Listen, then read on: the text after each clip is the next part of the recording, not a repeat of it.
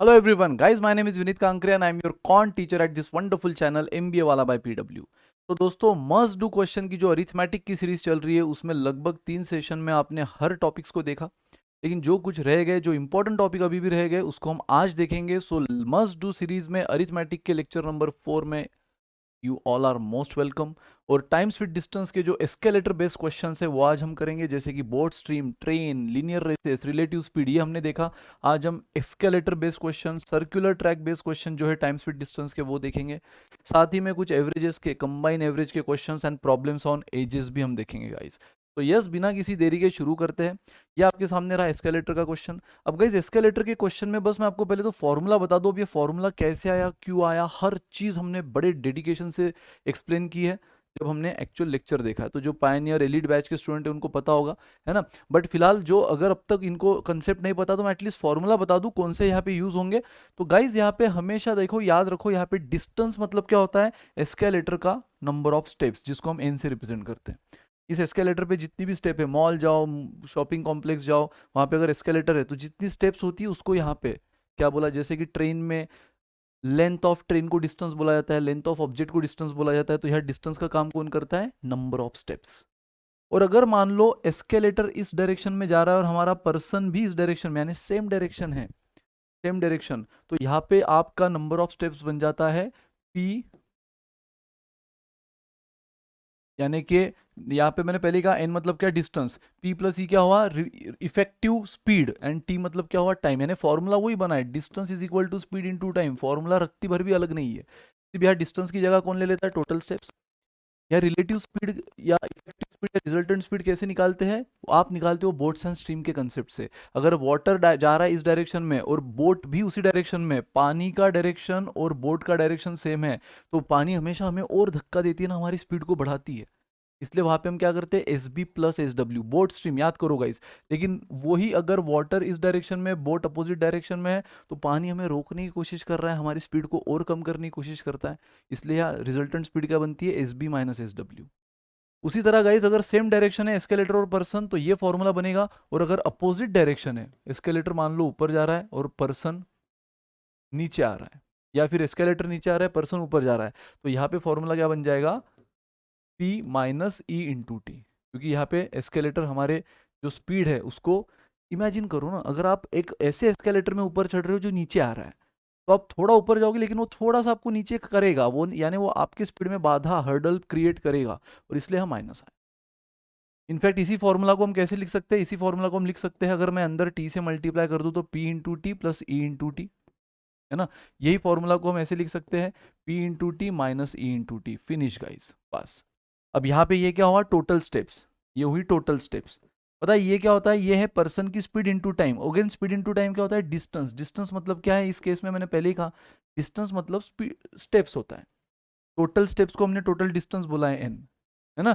तो यहाँ total steps is equal to कुछ स्टेप्स जो पर्सन ने कवर की, बाय पर्सन, और कुछ स्टेप्स जो एस्केलेटर ने कवर की.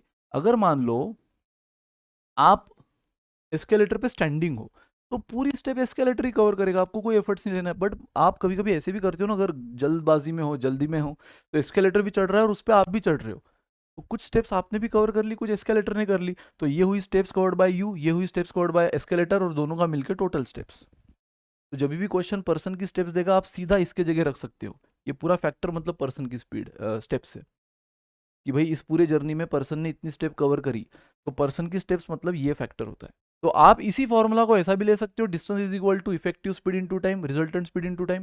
तो सेम डायरेक्शन में प्लस होगा, अपोजिट में माइनस होगा.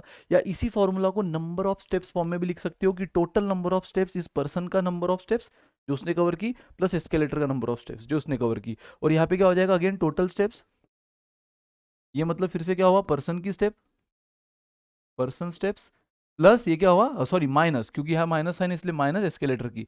तो गाइज यहाँ पे क्या हो रहा है, हम अपोजिट डायरेक्शन में जा रहे हैं ना, हम ऊपर चढ़ रहे हैं लेकिन एस्केलेटर नीचे आ रहा है, तो हम थोड़ा ज़्यादा जाएंगे, वो हमें थोड़ा और नीचे करेगा, इसलिए हमें और थोड़ा ज़्यादा चलना होगा, वो हमें और थोड़ा नीचे करेगा. सो हमारी यहाँ टोटल स्टेप्स हमेशा ज़्यादा होती है एज कंपेयर विद एस्केलेटर की स्टेप्स. तो हमारी जो कवर की हुई, अगर हम अपोजिट डायरेक्शन में है, तो टोटल कवर की हुई स्टेप्स जितनी भी है उसमें से एस्केलेटर की जो भी कवर की हुई स्टेप्स है वो हटा देना, आपको मिलेगा total steps.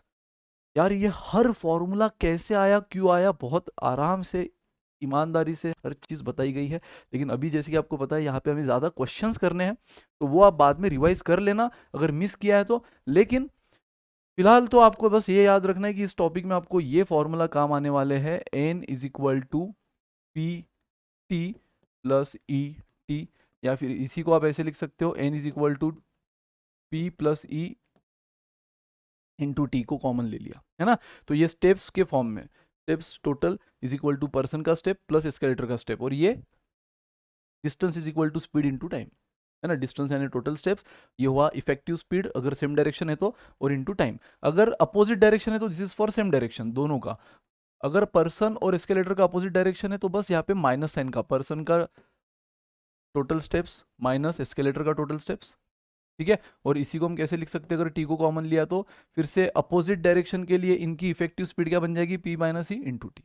Same boats and stream की तरह है गाइस, ठीक है। तो ये फॉर्मूला, और एक चीज और कि मान लो अगर आपको एस्केलेटर पे एक पर्सन चढ़ रहा है, वो टाइम दिया है, मान लो एस्केलेटर भी ऊपर जा रहा है, पर्सन भी ऊपर, और उसी एस्केलेटर जो ऊपर जा रहा है वहां पर्सन के उतरने का भी टाइम दे दिया।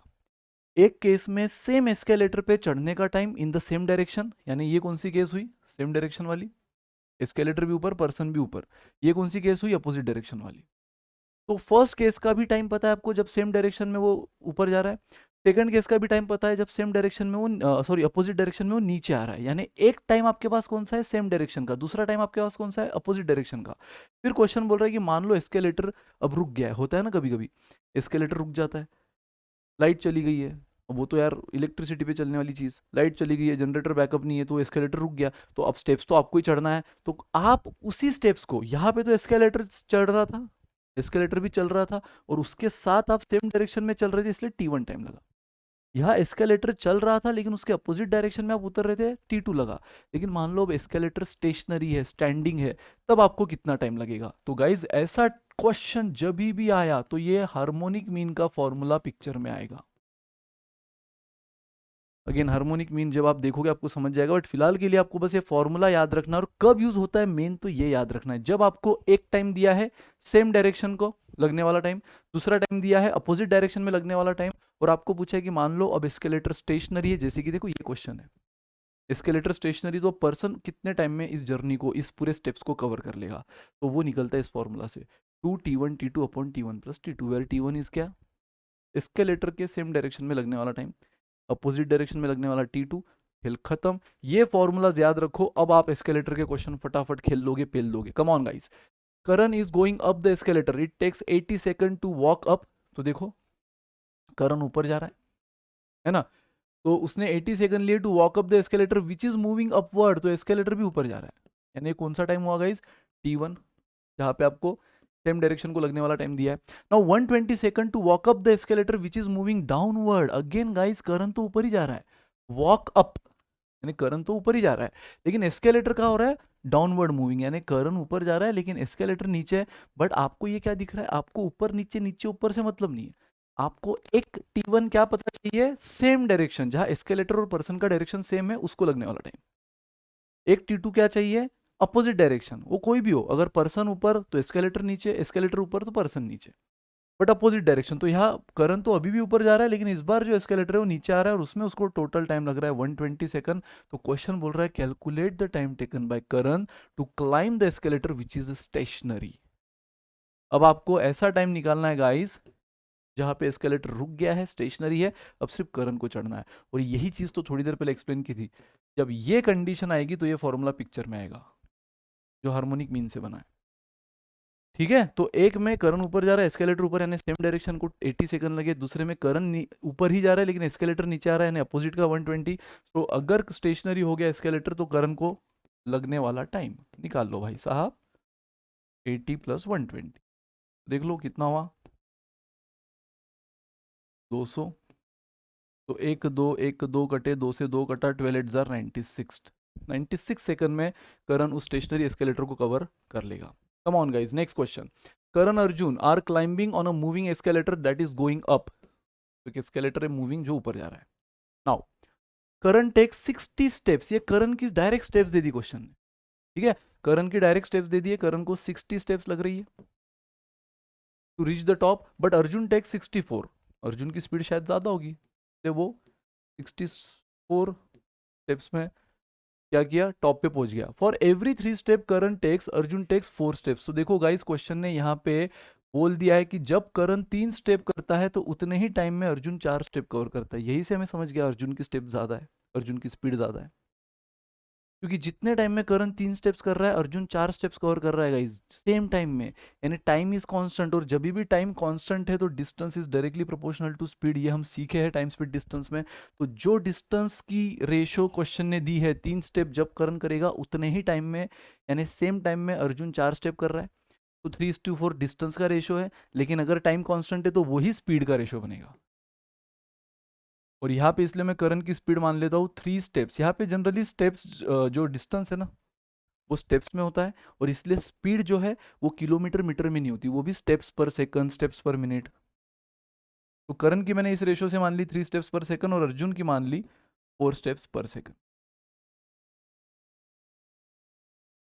अच्छा, आप बोलोगे कि सर आपने 3 और 4 क्यों मानी, हम 6 और 8 मान सकते? बिल्कुल मान सकते हो गाइस। 3:4 को सेटिस्फाई करते हुए आप कुछ भी मान लो, बस ये 3:4 का रेशो सेटिस्फाई होना चाहिए, इसको सेटिस्फाई करते हुए आप कुछ भी मान लो, खत्म। तो मैंने करण की 3 मान ली, अर्जुन की 4 मान ली। अब गाइस मुझे पता है करण ने 60 स्टेप कवर की है 3 के स्पीड से, तो उसका टाइम कितना मैं निकाल सकता हूँ। मैंने पहले कहा कि इस पूरे एस्केलेटर के केस में ये चीज दिमाग में फिट कर लो कि डिस्टेंस मतलब स्टेप्स है। तो करण ने 60 स्टेप्स कवर किया, यानी उसका ये डिस्टेंस हुआ।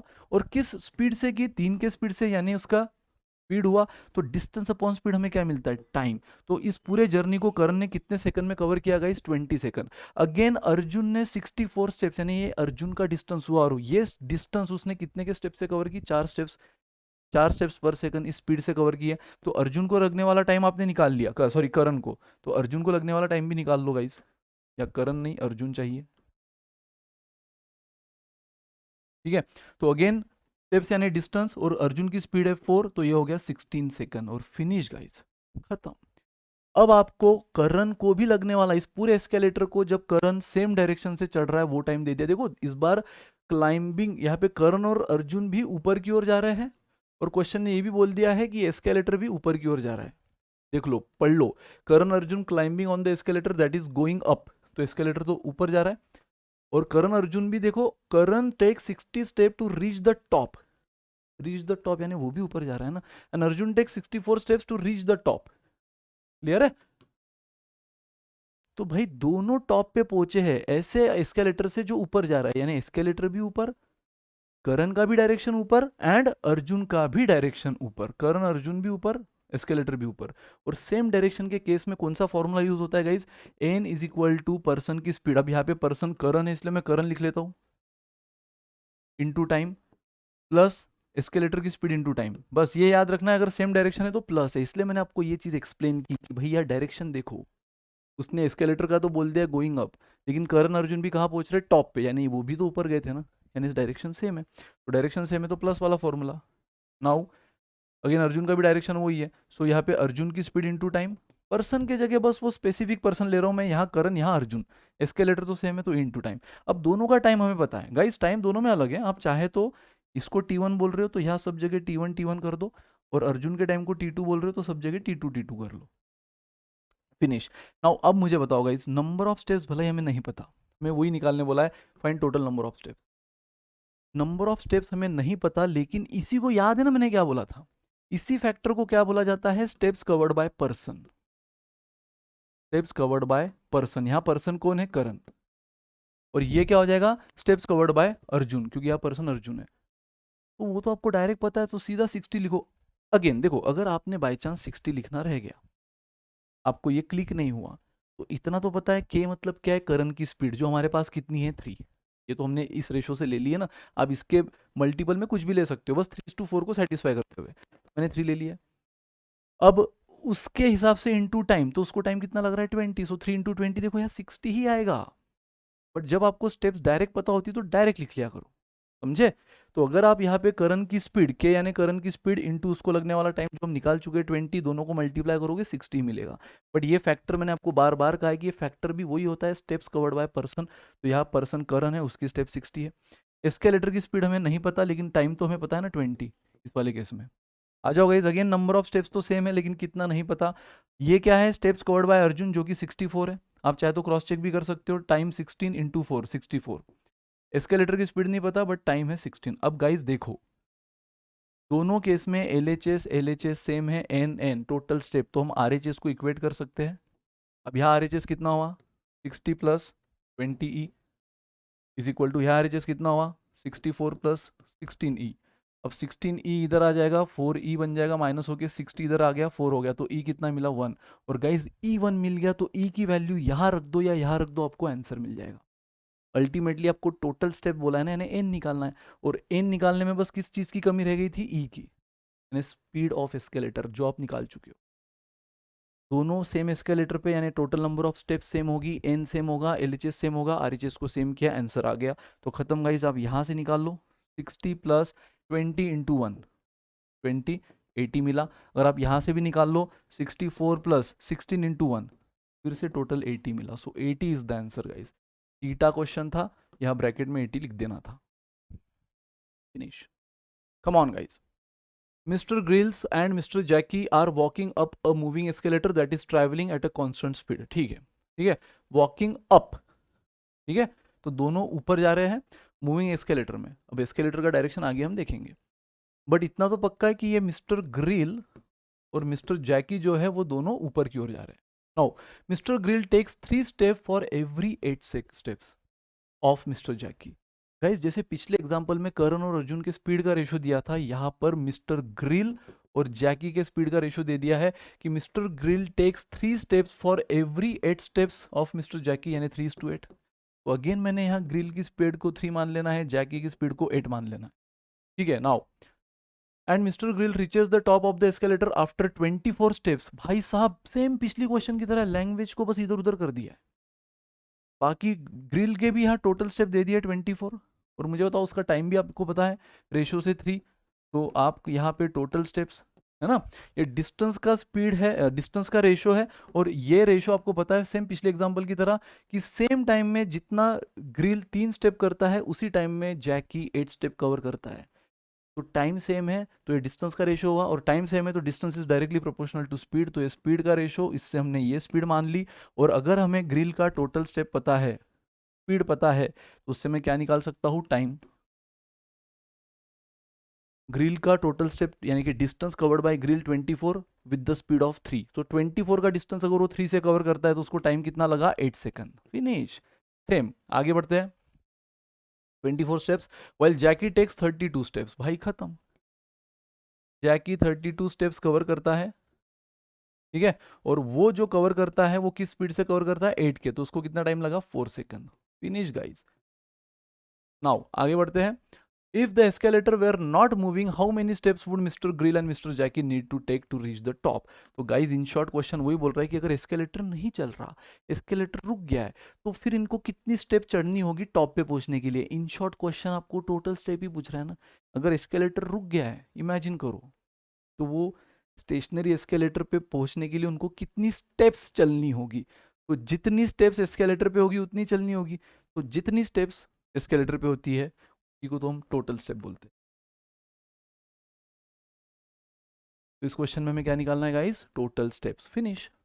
तो गाइस देख लो, तो how many steps would mister Grill and Jackie need to take to reach the top, अगर एस्केलेटर स्टेशनरी है तो कितनी स्टेप चलनी होगी, जितनी टोटल स्टेप है। तो इन शॉर्ट यहाँ पर भी टोटल स्टेप निकालनी, मैंने कहा ना सेम पिछले एग्जांपल की तरह है। स्पीड का रेशो दे दिया, इनडायरेक्टली आपको दोनों ने कितना इंडिविजुअली स्टेप कवर किया उससे आपने टाइम निकाला, और निकालना यहाँ पर भी टोटल स्टेप है। बस क्वेश्चन की लैंग्वेज थोड़ी और अलग कर दी है। तो अब देख लो यहाँ पे डायरेक्शन भी सेम ही है ना, क्योंकि हमें प्लस वाला फॉर्मूला लेना है कि माइनस वाला समझना चाहिए। तो इतना तो हमें पता है एस्केलेटर ऊपर जा रहा है, और क्वेश्चन आगे यहाँ पर भी वही बात कर रहा है, टू रीच द टॉप, यानी एस्केलेटर तो ऊपर ही जा रहा है, और ग्रिल और जैकी को भी कहाँ पहुंचना है, टॉप पे पहुंचना है, मतलब उनको भी किस डायरेक्शन में जाना है, ऊपर की डायरेक्शन में जाना चाहिए, है ना। क्लियर बोला है, टू रीच द टॉप कितना स्टेप चलना पड़ेगा। तो फिनिश गाइज। और आगे आपको ये भी तो बोला है ना क्वेश्चन ने, रिचेज द टॉप, यहाँ पर भी देखो टॉप, टॉप की ओर जा रहा है 24 स्टेप में, इसका मतलब वो ऊपर की ओर जा रहा है। अगेन इसने 32 स्टेप ली है सेम ऊपर जाने के लिए, यानी सेम डायरेक्शन है गाइज, एस्केलेटर ऊपर, जैकी ऊपर, ग्रिल ऊपर। तो आप यहाँ पे सेम पिछले क्वेश्चन वाला फॉर्मूला ले सकते हो, ग्रिल की speed into time plus escalator की स्पीड इनटू टाइम, यहाँ पे टाइम है t1, जैकी की स्पीड इनटू टाइम, एस्केलेटर की स्पीड, एस्केलेटर तो सेम ही है। नाउ अब ये फॉर्मूला आपके अंडरस्टैंडिंग के लिए बता रहा हूँ, ये बार बार लिखने की जरूरत नहीं है, एन हमें नहीं पता। अब आपको गाइज ये तो पता है ना कि एन सेम है, तो लगे हाथों इन दोनों को क्या कर लो, इक्वेट कर लो, सेम पिछले एग्जाम्पल की तरह इक्वेट कर लो। ग्रिल ग्रिल की आपको अगेन ग्रिल और जैकी का आपको स्पीड भी पता है, टाइम भी पता है, चाहे तो मल्टीप्लाई कर सकते हो या फिर इन दोनों की डायरेक्ट स्टेप्स भी तो पता है। तो ये मतलब स्टेप्स कवर्ड बाय ग्रिल ही होता है, ये मतलब स्टेप्स कवर्ड बाय जैकी ही होता है। तो ये डायरेक्ट 24 लिखो, या टाइम इंटू उसकी स्पीड, तो टाइम है आपका 8 सेकंड, स्पीड है 3, ये फिर भी 24 ही आएगा। ई हमें नहीं पता, t1 8 है। अच्छा अभी मैं क्या कर रहा हूँ, इक्वेट कर रहा हूँ ना दोनों को, तो ये हुआ RHS। नाउ इधर RHS, ये क्या हुआ, जैकी ने कवर करने वाली स्टेप्स 32। आप चाहे तो जैकी की स्पीड 8 इंटू 4 करो तो भी 32 मिलेगा, प्लस ई इंटू T2 हो गया गाइज। ये क्या हुआ, 24 इधर आया, माइनस हुआ 4 8, ये 4e है, ये 8e है, तो 4e इधर आके 4e होगा, तो e कितना मिल गया गाइज 2, और e अगर 2 मिल गया तो ये वैल्यू आप कोई भी इक्वेशन में रख दो, इक्वेशन 1 या इक्वेशन 2, आपको n मिल जाएगा। देखो अगर मैं इक्वेशन 2 में रखूँ तो ये तो कितना था 32, प्लस ई कितना मिला है 2, इनटू हमारा टाइम कितना आया T2 4, तो गाइस ये कितना हुआ 4 इंटू 2 8 प्लस 32 40। सेम यहाँ पर भी रख के देख लो मन ही मन, ये कितना है 24, ये वाला फैक्टर 24 स्टेप, टाइम है 8 और ई आया है 2, 8 इंटू 2 16, फिर से इसका टोटल कितना आया 40। तो 40 सेम पिछले एग्जाम्पल की तरह, लैंग्वेज बदल दी, नाम बदल दिए और वैल्यूज बदल दी। ठीक है, next question guys, come on. Mohan and Sohan climb up और down the escalator at the same speed, मतलब वो बोल रहे ऊपर चढ़ो या नीचे चढ़ो, स्पीड वो सेम रखते हैं। Mohan takes 8 second to go up certain escalator that is going up, तो देखो मोहन ने 8 सेकंड लिए, तो यहाँ पे टाइम दे दिया है मोहन का 8 सेकंड, और वो भी to go up a certain escalator that is going up, यानी मोहन को भी ऊपर जाना है टू गो अप, और एस्केलेटर भी ऊपर जा रहा है, यानी सेम डायरेक्शन का टाइम दे दिया आपको क्वेश्चन ने। While Sohan takes 12 seconds to go down the same escalator, guys, escalator तो ऊपर की ओर था ना, सेम escalator बोला है, वो तो ऊपर की ओर है, लेकिन क्वेश्चन ने क्या बोला है, Sohan take 12 second to go down, Sohan नीचे की ओर आ रहा है, यानी यहाँ अपोजिट डायरेक्शन, तो है बिल्कुल पिछली क्वेश्चन की तरह। लेकिन यहाँ पर क्वेश्चन ने क्या कर दिया है आपको, दोनों अब तक के हर क्वेश्चन में डायरेक्शन सेम हो रहे थे, दोनों केस में यहाँ पे डायरेक्शन अपोजिट है। मोहन के केस में सेम डायरेक्शन यानी प्लस वाला फॉर्मूला, सोहन के केस में अपोजिट डायरेक्शन है माइनस वाला फॉर्मूला। अगेन मोहन का टाइम आपको पता चल गया है, सोहन का भी टाइम दे दिया है 12 सेकंड। अब तक के दोनों क्वेश्चन में टाइम आप निकाल रहे थे, इस बार क्वेश्चन ने टाइम दे दिया है, बट उस क्वेश्चन में क्या दिया होता था, स्टेप्स कवर्ड बाय करण, स्टेप्स कवर्ड बाय अर्जुन, यहाँ पे स्टेप्स दिया नहीं है, वहां स्टेप्स दिया होता था उससे आप टाइम निकालते थे, यहाँ डायरेक्ट टाइम दे दिया है। अगेन देखो रेशियो दे दिया है, Sohan takes 3 step for every 2 steps of Mohan, तो अब आपको पता चल गया है कि ये ऐसा जब भी दिया होता है सीधा क्या होता है, डिस्टेंस का रेशियो, जो इनडायरेक्टली स्पीड का ही रेशियो बनता है क्योंकि सेम टाइम का है। तो गाइस फिनिश, ये फॉर्मूला क्या बन जाएगा, ये मोहन है ना, तो मोहन की speed into time plus escalator की स्पीड इंटू टाइम, प्लस बोलना है क्योंकि ये सेम डायरेक्शन है, बट ये फॉर्मूला क्या बन जाएगा, सोहन की speed into time minus escalator की स्पीड इंटू टाइम, क्योंकि अपोजिट डायरेक्शन है। फिनिश। अगेन गाइज आपको LHS ये तो पता है, एस्केलेटर सेम है यानी एन सेम है, तो LHS सेम है, RHS को इक्वेट कर लो। RHS को कैसे इक्वेट करोगे, अब मोहन की आपको देखो स्पीड, अब इस बार आपको भले ही total steps covered by Mohan, steps covered by Sohan नहीं दिया है, बट स्पीड तो है ना, तो मोहन की स्पीड कितनी है 2 इंटू उसका टाइम 8, प्लस ई हमें नहीं पता लेकिन टाइम पता है 8 मोहन के केस में, और ये बिल्कुल किसके इक्वल है, RHS ऑफ सेकंड इक्वेशन। तो यहाँ पे सोहन का स्पीड हमें पता है 3 और उसका टाइम पता है 12, माइनस एस्केलेटर की स्पीड नहीं पता बट टाइम पता है 12, तो कम ऑन गाइज ये हुआ 16 प्लस 80, ये हुआ 36 माइनस 12 गाइज, ये माइनस 12 इधर आके क्या हो जाएगा, प्लस 16 इधर जाके माइनस हो गया, तो ई मिला 1, और ई 1 मिल गया है। फिर से पूछा गया क्वेश्चन ने, क्वेश्चन वही पूछ रहा है, how long would Sohan take to go up the same escalator, question ने इस बार सिर्फ नंबर ऑफ स्टेप्स नहीं पूछा है, क्वेश्चन बोल रहा है कि बताओ अगर सेम एस्केलेटर मतलब कौन सा, जो ऊपर की ओर जा रहा है, उसमें अगर सोहन को भी ऊपर जाना होगा तो कितना टाइम लेगा। How long would Sohan take to go up. हालांकि इस वाले केस में सोहन का जो 12 सेकंड दिया है वो नीचे आने का दिया है ना, तो क्वेश्चन बोल रहा है कि अगर इसी एस्केलेटर में ऊपर जाता तो कितना टाइम लेता, फिनिश। तो उसके लिए आपको पता चाहिए एस्केलेटर में स्टेप्स कितनी। अब एस्केलेटर का डिस्टेंस ये स्पीड हमें मिल गया है, अब ये स्पीड इक्वेशन 1 में रखो या 2 में रखो, सेम अब तक की दो क्वेश्चन की तरह आपको टोटल स्टेप मिलेगा। तो देख लो ये कितना हुआ, 8 इंटू उसका स्पीड 16, है ना, ये तो हमें पता ही था। और 8 इंटू ई, तो यहाँ पे टाइम है 8 और ई, टाइम है 8 और ई हमें मिल गया 1, तो 24 स्टेप्स। 24 स्टेप्स गाइज, अगर आप इक्वेशन 2 में भी रखो तो सेम आएगा। ये speed of Sohan 3 into time 12 कितना हुआ, 12 इंटू 3 36, माइनस है यहाँ पे ई हमने निकाला 1 इंटू 12 कितना आया, 24 ही आया। तो नंबर ऑफ स्टेप 24 है इस एस्केलेटर का, और इसी एस्केलेटर में सोहन को अगर सेम डायरेक्शन में जाना है तो भाई साहब मुझे बताओ क्या टाइम लगेगा, क्वेश्चन पूछ रहा है। अब आपको सोहन की स्पीड पता है बराबर, आपको ये फॉर्मूला भी तो हमें बोला था ना मैंने कि सेम डायरेक्शन में क्या बन जाता है आपका फॉर्मूला, सेम डायरेक्शन में बन जाता है सोहन की स्पीड इंटू लगने वाला टाइम प्लस एस्केलेटर की स्पीड इंटू लगने वाला टाइम। अब टाइम हमें निकालना है, बट यहाँ पे हमें कम से कम एक चीज पता है कि टोटल स्टेप कितनी है, टोटल स्टेप है 24। गाइज यहाँ पे टोटल स्टेप कितनी है 24, जो हम निकाल चुके हैं इक्वेशन 1 में 2 में ई की वैल्यू रख के। 1 कौन सा था, मोहन का था, 2 था सोहन का लेकिन अपोजिट डायरेक्शन का था। अब हम सेम डायरेक्शन में ये वाला फॉर्मूला लेंगे फॉर सोहन। अब सेम एस्केलेटर है तो स्टेप तो 24 ही रहेगी। नाउ सोहन की स्पीड भी हमें पता है 3, टाइम हमें निकालना है। एस्केलेटर की स्पीड भी हमने निकाल लिया है 1, टाइम हमें निकालना है। तो guys 24 is equal to 4t, तो t हमें कितना मिला 6 सेकंड। 6 कहाँ पे, ऑप्शन डी में, ऑप्शन डी में।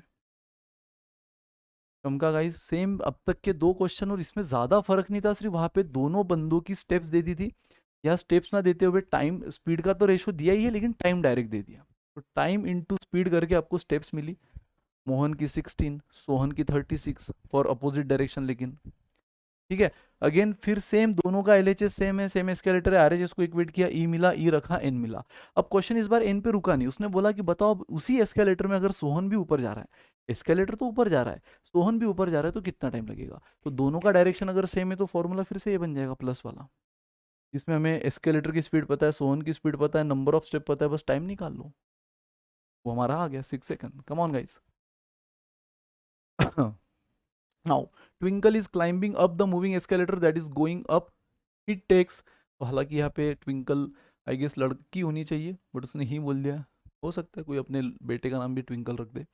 तो Twinkle is climbing up the moving escalator that is going up, take 60 second. तो ट्विंकल ने कितना स्टेप लिया है, बोल दिया है 60 स्टेप्स, ठीक है, सॉरी सेकंड नहीं स्टेप से। तो ट्विंकल ने टोटल 60 स्टेप्स लिया है इसको चढ़ने के लिए टू रीच द टॉप। ठीक है, देखो यहाँ एस्केलेटर भी अप जा रहा है और ट्विंकल भी अप जा रही है, मतलब डायरेक्शन क्या है, सेम है, ट्विंकल का और एस्केलेटर का सेम डायरेक्शन है। While Shivam is moving down the same escalator, guys again आपको पता है एस्केलेटर तो ऊपर जा रहा है लेकिन शिवम नीचे आ रहा है, down same escalator. Now the speed ratio of twinkle and Shivam is 3:5, same भाई, इस बार तो डायरेक्ट बोल दिया कि स्पीड का रेशियो है, स्पीड का रेशियो है। तो ट्विंकल की स्पीड में ले लेता हूँ 3 स्टेप्स पर सेकंड और शिवम की 5।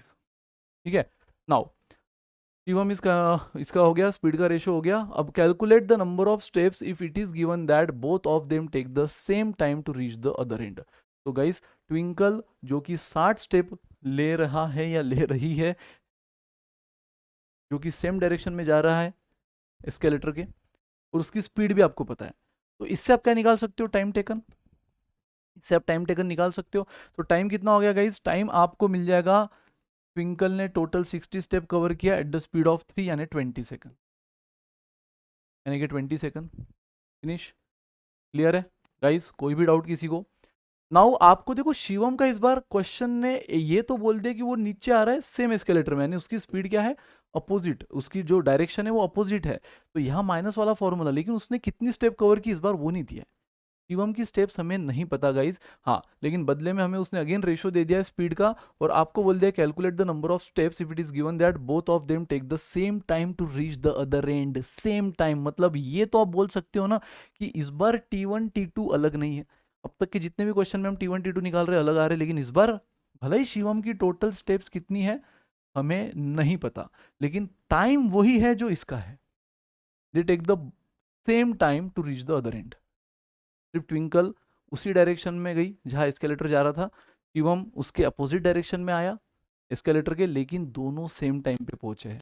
तो हमें ट्विंकल का टाइम तो मिल ही गया ना। ट्विंकल अगर इस पूरे जर्नी में 60 स्टेप कवर कर रही है 3 के स्पीड से, तो उसका टोटल टाइम है 20, तो शिवम का भी टाइम कितना होगा 20 सेकंड। क्लियर है? कोई डाउट गाइस किसी को? और बस अब इसको अगर मैं ऐसे लिख लूँ, यहाँ पे फिर से ये नंबर ऑफ स्टेप का फॉर्मूला, लेकिन ये कौन सा डायरेक्शन है, सेम, तो सेम डायरेक्शन में क्या हो जाएगा, सेम डायरेक्शन में नंबर ऑफ स्टेप्स क्या हो जाएगा guys, twinkle into time plus escalator into time बराबर, यहाँ पे क्या हो जाएगा, शिवम इंटू टाइम माइनस, क्योंकि अपोजिट डायरेक्शन है गाइस ये, escalator into time. Done guys, कोई भी डाउट किसी को? तो यस गाइस देखो, यहाँ पर भले हमें शिवम की स्पीड नहीं पता, शिवम का स्टेप्स नहीं पता है कि उसने टोटल जैसे ट्विंकल का दे दिया, लेकिन शिवम का स्टेप्स हमें नहीं दिया है, बट शिवम की इंडिविजुअल स्पीड हमें पता है और टाइम भी बोल दिया ना सेम। तो इससे अब मैं क्या कर सकता हूँ, खत्म गाइस, आपको ये 20 पता है टी, और ये एस मतलब क्या होता है शिवम की स्पीड, तो 20 इंटू 5 बराबर, अगेन ई हमें नहीं पता, टी कितना है 20 सेम, अगेन दोनों का एलएचएस सेम है, आरएचएस को इक्वेट कर लो गाइस, तो 60 plus 20 E should be equal to, ये कितना हो जाएगा 100 माइनस 20 ई। मुझे बताओ ये 20 ई माइनस इधर प्लस हो जाएगा 40 ई, और 60 इधर माइनस हो जाएगा 40, तो ई कितना मिला गाइस 1। और अगर ई 1 मिला है तो ई की वैल्यू चाहे तो यहाँ रख दो, या ई की वैल्यू चाहे तो यहाँ रख दो, आपको आंसर मिल जाएगा। चाहे तो चेक कर लो गाइस, अगर मैं ई की वैल्यू 1 रख दूँ तो ये कितना हो जाएगा 60 प्लस 20 80, अगर मैं यहाँ रख दूँ तो ये कितना हुआ 100, माइनस है 20 इंटू 1, क्योंकि ई हमारा 1 आया है 20, तो 80 आपको मिल जाएगा। फिनिश गाइस, क्वेश्चन ने यही तो पूछा था कि calculate the number of step it is given that, कि दोनों को सेम टाइम लगता है, दोनों को सेम टाइम लगता है, ये चीज ने हमारा मेन टेंशन दूर कर दिया। तो हमें टाइम इसके ट्विंकल के टाइम से शिवम का टाइम मिला, स्पीड के रेशो से दोनों का स्पीड एज्यूम कर ही लिया था, तो इससे हमें शिवम का स्पीड इंटू शिवम का टाइम से हमें शिवम की स्टेप्स मिली 100। सेम पिछले 2-3 क्वेश्चन की तरह बन गया कि एलएचएस में बस एन एन सेम है, भले ही वो हमें नहीं पता, बट आरएचएस में हमें ट्विंकल की स्टेप्स पता है, शिवम की इनडायरेक्टली मिल गई 100 टाइम और स्पीड से, और एस्केलेटर की स्पीड हमने निकाल ली आरएचएस को इक्वेट करके, और बाद में टोटल स्टेप्स मिल गए, और क्वेश्चन ने यही पूछा था calculate the number of steps. Finish guys, come on now. Firoz and Mansoor are on the escalator that moves downward at a constant, तो एस्केलेटर भाई साहब नीचे आ रहा है, वो ऐसे एस्केलेटर पे जो नीचे आ रहा है at a constant speed. Now Firoz moves at the speed of 4 steps per second, इस बार फिरोज की डायरेक्ट स्पीड दे दी है 4 steps per second, while Mansoor move at the speed of 3 steps per second. तो एस्केलेटर नीचे आ रहा है, दोनों की स्पीड्स आपको दे दी है, पर रेशो भी नहीं, डायरेक्ट स्पीड दी है। When they reach the bottom of the escalator, जैसे वो नीचे, अच्छा वो भी नीचे आ रहे हैं, जैसे आपको समझ रहा है ना, अगर वो टॉप पे रीच कर रहे हैं इसका मतलब हमें लॉजिकली समझना चाहिए ऊपर की ओर जा रहे हैं, जब वो बॉटम रीच कर रहे हैं इसका मतलब वो नीचे की ओर आ रहे हैं, तो भाई एस्केलेटर भी नीचे था, और मंसूर और कौन है फिरोज, वो भी दोनों नीचे थे, यानी सेम डायरेक्शन। तो गाइस क्वेश्चन ने यहाँ पर आपको दोनों की स्पीड दे दी, डायरेक्शन भी दोनों का सेम है, और स्टेप्स तक दे दिया है, फिरोज को लगी है 120 स्टेप्स और मंसूर को लगी है 108 स्टेप्स। तो गाइस आपको स्पीड पता है, स्टेप्स पता है, इससे हम क्या निकाल लेंगे टाइम, तो फिरोज की स्टेप्स अपॉन फिरोज की स्पीड 30 सेकंड, और मंसूर का टाइम कैसे, जिसको हम T2, यहाँ थोड़ी टाइम सेम है ना, तो यहाँ फिर से वही अपना खेलो T1 T2, तो T2 क्या हो जाएगा, मंसूर की स्टेप्स यानी कि डिस्टेंस अपॉन मंसूर की स्पीड 36 सेकंड, और दोनों का डायरेक्शन एस्केलेटर से सेम है, तो कौन सा फॉर्मूला काम आएगा गाइस, सेम डायरेक्शन वाला। तो number of steps again Firoz into T plus E into T, number of steps Mansoor into T plus E into T, बस यहाँ पे टी क्या है T2 यहाँ टी क्या है T1 फिनिश। तो यहाँ एलएचएस क्या बन जाएगा, फिरोज की स्टेप्स हमें पूरी पता है 120, डायरेक्ट लिखो, एक तो स्टेप्स पता है तो डायरेक्ट लिखो, नहीं तो स्पीड इंटू टाइम, तो फिरोज का स्पीड है 4 और टाइम है 30, 4 इंटू 30 करोगे 120 ही मिलेगा। पिछले एग्जाम्पल में शिवम का हमें स्टेप्स नहीं पता था तो हमने स्पीड इंटू टाइम से निकाला, लेकिन जब पता होता है, मैंने कहा आपसे डायरेक्ट भी लिखो तो वही मिलेगा, स्पीड इंटू टाइम भी करो तो वही मिलेगा। यहाँ एफ यानी स्पीड ऑफ फिरोज है, ठीक है, ई इंटू टाइम, तो ई हमें नहीं पता, सेम घिसे पिटे क्वेश्चन आते हैं गाइस, सेम आते हैं। इनफैक्ट अब मैं बोल रहा हूँ ना, पीवाईक्यूज भी देख लो, सेम इसी तरह के आते हैं, बस लैंग्वेज इधर उधर थोड़ी सी कर दी होती है, कभी डायरेक्शन सेम, कभी डायरेक्शन अपोजिट। नाउ ये बना आपका 30E। टाइम तो पता था ना हमें 30, बस ई हमें मालूम नहीं है, हर बार की तरह। अगेन ये क्या बन जाएगा, मंसूर की स्टेप्स, यहाँ पे मंसूर की स्पीड कितनी है 3 इंटू मंसूर का टाइम 108 आ जाएगा, 3 इंटू 36। या फिर आपको डायरेक्ट मंसूर की स्टेप्स भी पता है तो 108 लिख दो, और टाइम है 36E। तो भाई साहब दोनों को इक्वेट करो तो आपको मिल जाएगा ई। आपको क्या मिल जाएगा, ई। तो 30 इधर गया 6E, 108 इधर आया 12, तो ई मिल गया 2। और एक बार E2 मिल गया तो इस इक्वेशन में रख लो या दूसरे इक्वेशन में रख लो। सो 30 इंटू 2 60, 60 प्लस 120 180। अगर आप यहाँ भी रख लो तो 108 प्लस 36 इंटू ई है 2, तो 36 इंटू 2 72। फिर से आंसर क्या मिलेगा, 108 प्लस 72 180। तो 180 option D is the answer. Option D is the answer, come on.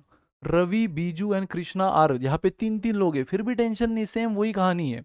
Ravi, Biju and Krishna are climbing up from the ground floor, climbing up, हाँ मतलब रवि, विष्णु और कृष्णा सब ऊपर की ओर जा रहे हैं, to the first floor of a shopping mall using an escalator, and for every step Krishna takes, Ravi and Biju take 2 and 4 steps respectively। मतलब हर एक स्टेप जब कृष्णा चलता है तो बीजू कितना चलता है, 2, और कृष्णा 4। इनडायरेक्टली आपको क्या दे दिया है, इनके डिस्टेंस का रेशो।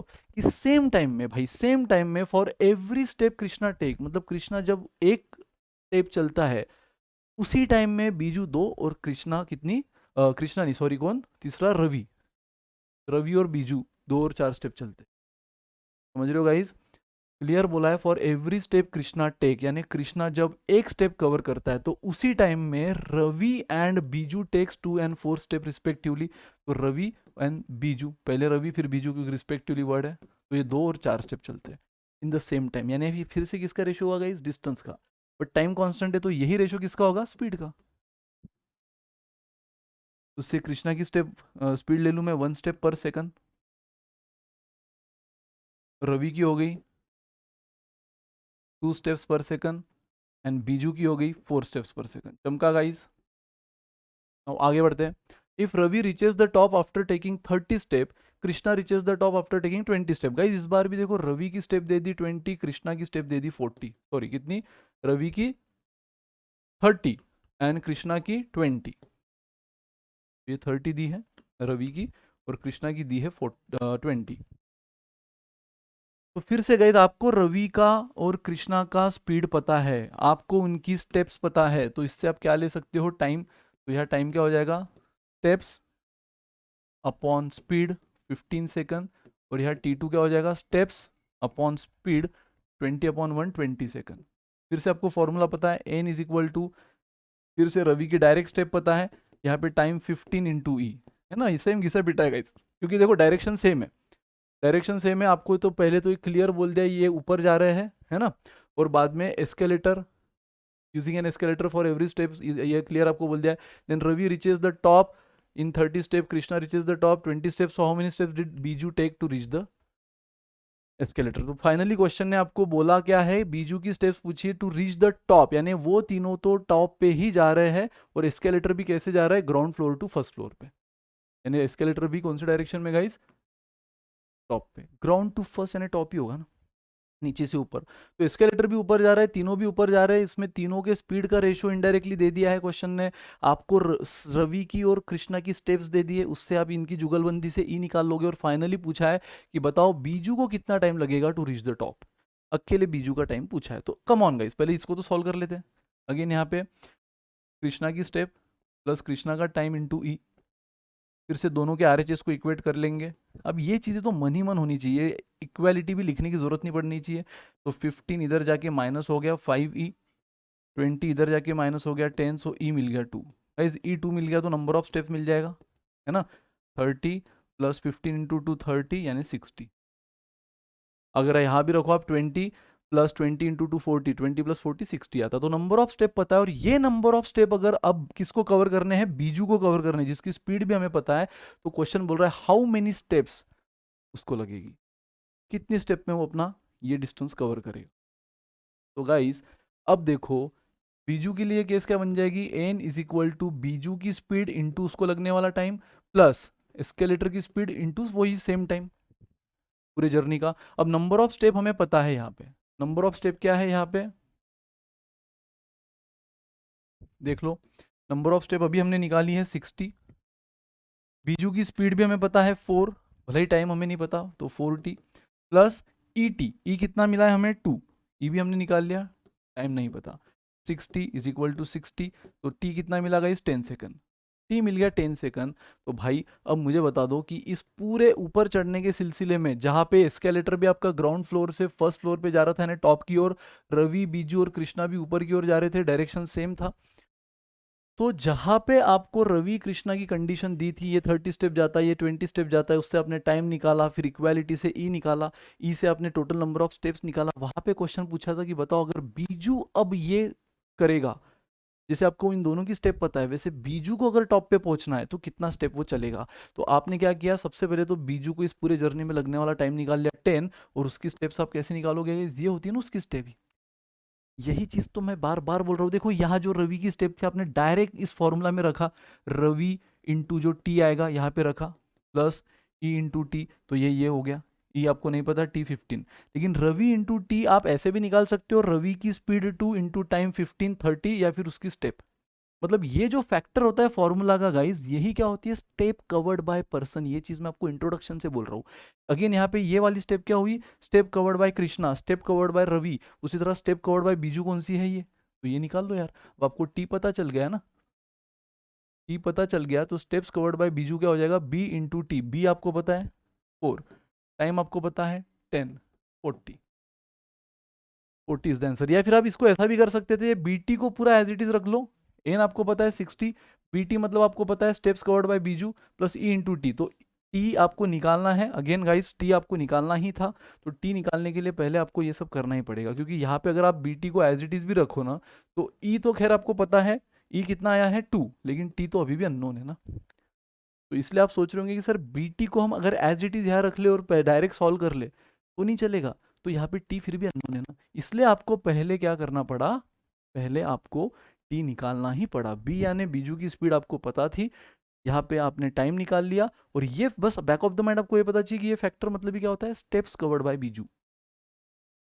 इस पूरे जर्नी में स्टेप्स कवर्ड बाय बीजू, तो बी यानी speed of Biju into time, ये होता है स्टेप्स कवर्ड बाय बीजू, तो उसकी स्पीड 4 है, इंटू टाइम 10 लगा, 40 स्टेप्स इज द आंसर।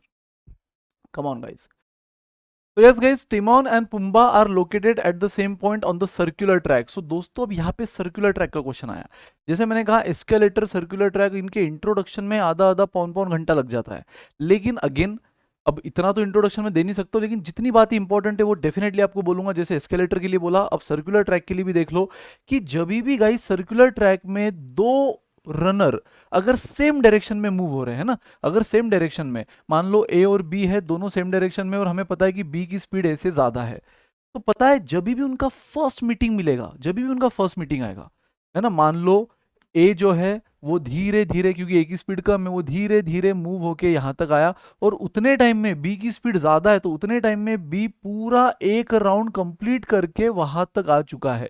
तो गाइज मुझे बताओ, at their meeting point B ने कितना एक्स्ट्रा डिस्टेंस कवर किया ध्यान ए, एक राउंड, बी का एक्स्ट्रा डिस्टेंस जो कवर किया उसने ध्यान ए, वो कितना है, एक राउंड, यानी कि एक पूरी ट्रैक लेंथ। और गाइस इसीलिए जब भी सेम डायरेक्शन आएगा तो यहाँ पता है टाइम का मेन फॉर्मूला क्या होता है, time is equal to distance upon speed, लेकिन वो डिस्टेंस क्या आ जाएगा, डिस्टेंस यानी एक ट्रैक लेंथ, क्योंकि ये डिस्टेंस हम कौन सा डिस्टेंस लेते हैं guys, relative distance, relative distance मतलब एक रनर का distance as compare with other. तो आप यहां देख रहे हो कि एक का डिस्टेंस दूसरे के कंपैरिजन में कितना है, एक ज्यादा, क्योंकि जब भी सेम ट्रैक पे वो दोनों दौड़ रहे हैं सेम डायरेक्शन में, सेम टाइम से निकले हैं, तो जब भी फास्टर वापस लोअर के पास आएगा तो वो उसने एक राउंड एक्स्ट्रा ज्यादा कवर कर लिया होगा। ये रूल आपको समझना जरूरी है, और इसलिए तब जब भी आपको रिलेटिव डिस्टेंस देखना है, वो relative distance during their first meeting, eight the time of their first meeting, ये हम किसकी बात कर रहे हैं, फर्स्ट मीटिंग के टाइम की बात कर रहे हैं गाइस। तो फर्स्ट मीटिंग में हमेशा जब सेम डायरेक्शन है तो टाइम क्या होता है, एक track length upon relative speed, और रिलेटिव स्पीड सेम डायरेक्शन की क्या होती है, फास्टर की स्पीड माइनस, हमेशा माइनस होती है लोअर की स्पीड, यानी बी ने अपने एक्स्ट्रा स्पीड से, ये क्या हुआ, बी की एक्स्ट्रा स्पीड देने उसने एक्स्ट्रा एक राउंड ज्यादा कंप्लीट किया during their first meeting, eight the time of their first meeting. ठीक है, तो ये बन जाता है फॉर्मूला। सो गाइस, सो बात की एक बात, जब भी सेम डायरेक्शन आएगा तो time is equal to what, one track length upon S B minus S A, यानी फास्टर की स्पीड माइनस लोअर की स्पीड, कब, at the time of their first meeting. ये पूरी बात जो मैं कर रहा हूं ये उनके फर्स्ट मीटिंग की बात कर रहा हूं। डन। तो पहले मीटिंग पे तो ये तय हो गया कि अगर सेम डायरेक्शन है तो टाइम हमेशा एक ट्रैक लेंथ, ये ट्रैक लेंथ मतलब ही क्या होती है, रिलेटिव डिस्टेंस, यानी बी ने, यानी फास्टर ने स्लोअर से एक राउंड ज्यादा कंप्लीट किया है ड्यूरिंग फर्स्ट मीटिंग, है ना। सेकंड मीटिंग के टाइम उसने 2 राउंड कंप्लीट ज्यादा किए होंगे, थर्ड मीटिंग के टाइम उसने 3 राउंड एक्स्ट्रा कवर किए होंगे। बट हम अगर फर्स्ट मीटिंग की बात करें तो एक राउंड ज्यादा एक्स्ट्रा किया, और एक राउंड ज्यादा एक्स्ट्रा यानी क्या, उसकी वो ट्रैक लेंथ, एक कंप्लीट राउंड की लेंथ यानी ट्रैक लेंथ हम उसको बोलते हैं, अपॉन उनकी रिलेटिव स्पीड। अगेन गाइज ये बात हुई सेम डायरेक्शन की। अगर अपोजिट डायरेक्शन की बात है तो अपोजिट डायरेक्शन में आपको पता है कि अगर ये सर्कल है, एक रनर इधर जा रहा है, दूसरा रनर इधर आ रहा है, मान लो ए इधर चला गया, बी इधर आ गया, तो जब भी वो बीच में, इतना तो पक्का है कि यहां कहीं तो वो मिलेंगे, और जब भी वो मिलेंगे तो इन दोनों ने मिलकर कितना डिस्टेंस कवर किया, देखो ए ने इतना डिस्टेंस कवर किया in at the time of their meeting point, और बी ने कितना डिस्टेंस कवर किया गाइस, बी ने इतना डिस्टेंस कवर किया उनके मीटिंग पॉइंट पे। तो अगेन यहाँ पे टाइम इज व्हाट, फिर से देखो दोनों ने मिलकर कितना डिस्टेंस कवर किया, पूरा ट्रैक लेंथ, पूरा ट्रैक लेंथ, और ये दोनों ने मिलकर किया, इसलिए यहाँ पे रिलेटिव स्पीड क्या बन जाती है, S B plus S A. हालांकि हमें ये पता ही है, ये हमने ट्रेन में भी देखा है कि सेम डायरेक्शन में relative speed S B minus S A होता है, अपोजिट डायरेक्शन में S B plus S A होता है। लेकिन बस आपको ये समझना है कि ये एल क्यों आ रहा है, सेम डायरेक्शन में जो फास्टर होता है वो स्लोअर से एक राउंड एक्स्ट्रा कवर करता है eight the time of their first meeting, तो वो एक राउंड एक्स्ट्रा यानी एक ट्रैक लेंथ ना, और वो उसने अपने एक्स्ट्रा स्पीड से कवर किया, और एक्स्ट्रा स्पीड क्या होती है, एस बी माइनस ए से, इसलिए हम सेम डायरेक्शन में ये लेते हैं। लेकिन यहाँ पे दोनों ने मिलकर इसलिए एस बी प्लस ए से एक राउंड कंप्लीट किया, थोड़ा सा ए ने, थोड़ा सा बी ने, बट एक पूरा राउंड कंप्लीट हुआ यानी ट्रैक लेंथ। तो भाई साहब, कहने का मतलब, अब ये सब चीजें आपको बहुत अच्छी से विजुअलाइज कराते हैं हम जब हम प्रॉपर इंट्रोडक्शन देते हैं, है ना, एक्चुअल जब टॉपिक स्टार्ट करते हैं, सेम एस्केलेटर में भी। लेकिन जितना वहाँ पे इंपॉर्टेंट था मैंने बता दिया, सेम यहाँ पे अब क्या इंपॉर्टेंट बातें याद रखना है कि at the time of their first meeting, ये सिर्फ फर्स्ट मीटिंग की मैं बातें कर रहा हूँ, और ये चीज़ आधे से ज़्यादा क्वेश्चन को आपको सॉल्व करने में हेल्प कर देती है, ये जो रूल मैं बता रहा हूँ, टाइम इज इक्वल टू पूरा track length upon S B minus A से। ये कब, जब सेम डायरेक्शन है और बी की स्पीड ए से ज़्यादा है, और जब अपोजिट डायरेक्शन है गाइज, तो at the time of their first meeting T is equal to track length upon S B plus A से। अब यहाँ किसकी भी स्पीड ज़्यादा हो कम हो डजेंट मैटर, क्योंकि प्लस है, लेकिन माइनस करते समय बड़े की स्पीड माइनस छोटे की स्पीड लो। ठीक है गाइज, आई थिंक अभी फिलहाल के लिए इतनी इन्फॉर्मेशन इनफ है ये क्वेश्चन टैकल करने के लिए। सो देख लो, Timon and Pumbaa are located at the same point, दोनों एक सर्कुलर ट्रैक पे सेम पॉइंट पे लोकेटेड है, पुम्बा एंड टिमोन। ठीक है, on a circular track of 6 kilometre. तो यहाँ पे track length guys, track length जिसको मैं अब तक क्या बोलते आ रहा हूँ, एल, वो आपको दे दिया है 6 kilometre. Now when they start running in the same direction, पहले क्लियर बोल दिया क्वेश्चन ने same direction, Pumbaa complete 5 more round than Timon in 50 minute. Guys question ने जानबूझकर यहाँ आपको भटकाने की कोशिश की है। तो एट द टाइम जब वो सेम डायरेक्शन में जा रहे तो पुम्बा 5 एक्स्ट्रा राउंड कवर करता है इन 50 मिनट में। बट अभी मैंने बताया कि हम जो फॉर्मूला लेते हैं वो फर्स्ट मीटिंग का लेते हैं, 5 एक्स्ट्रा राउंड कवर किया पुम्बा ने देन टिमोन, इसका मतलब वो 5 बार उसको मिला है।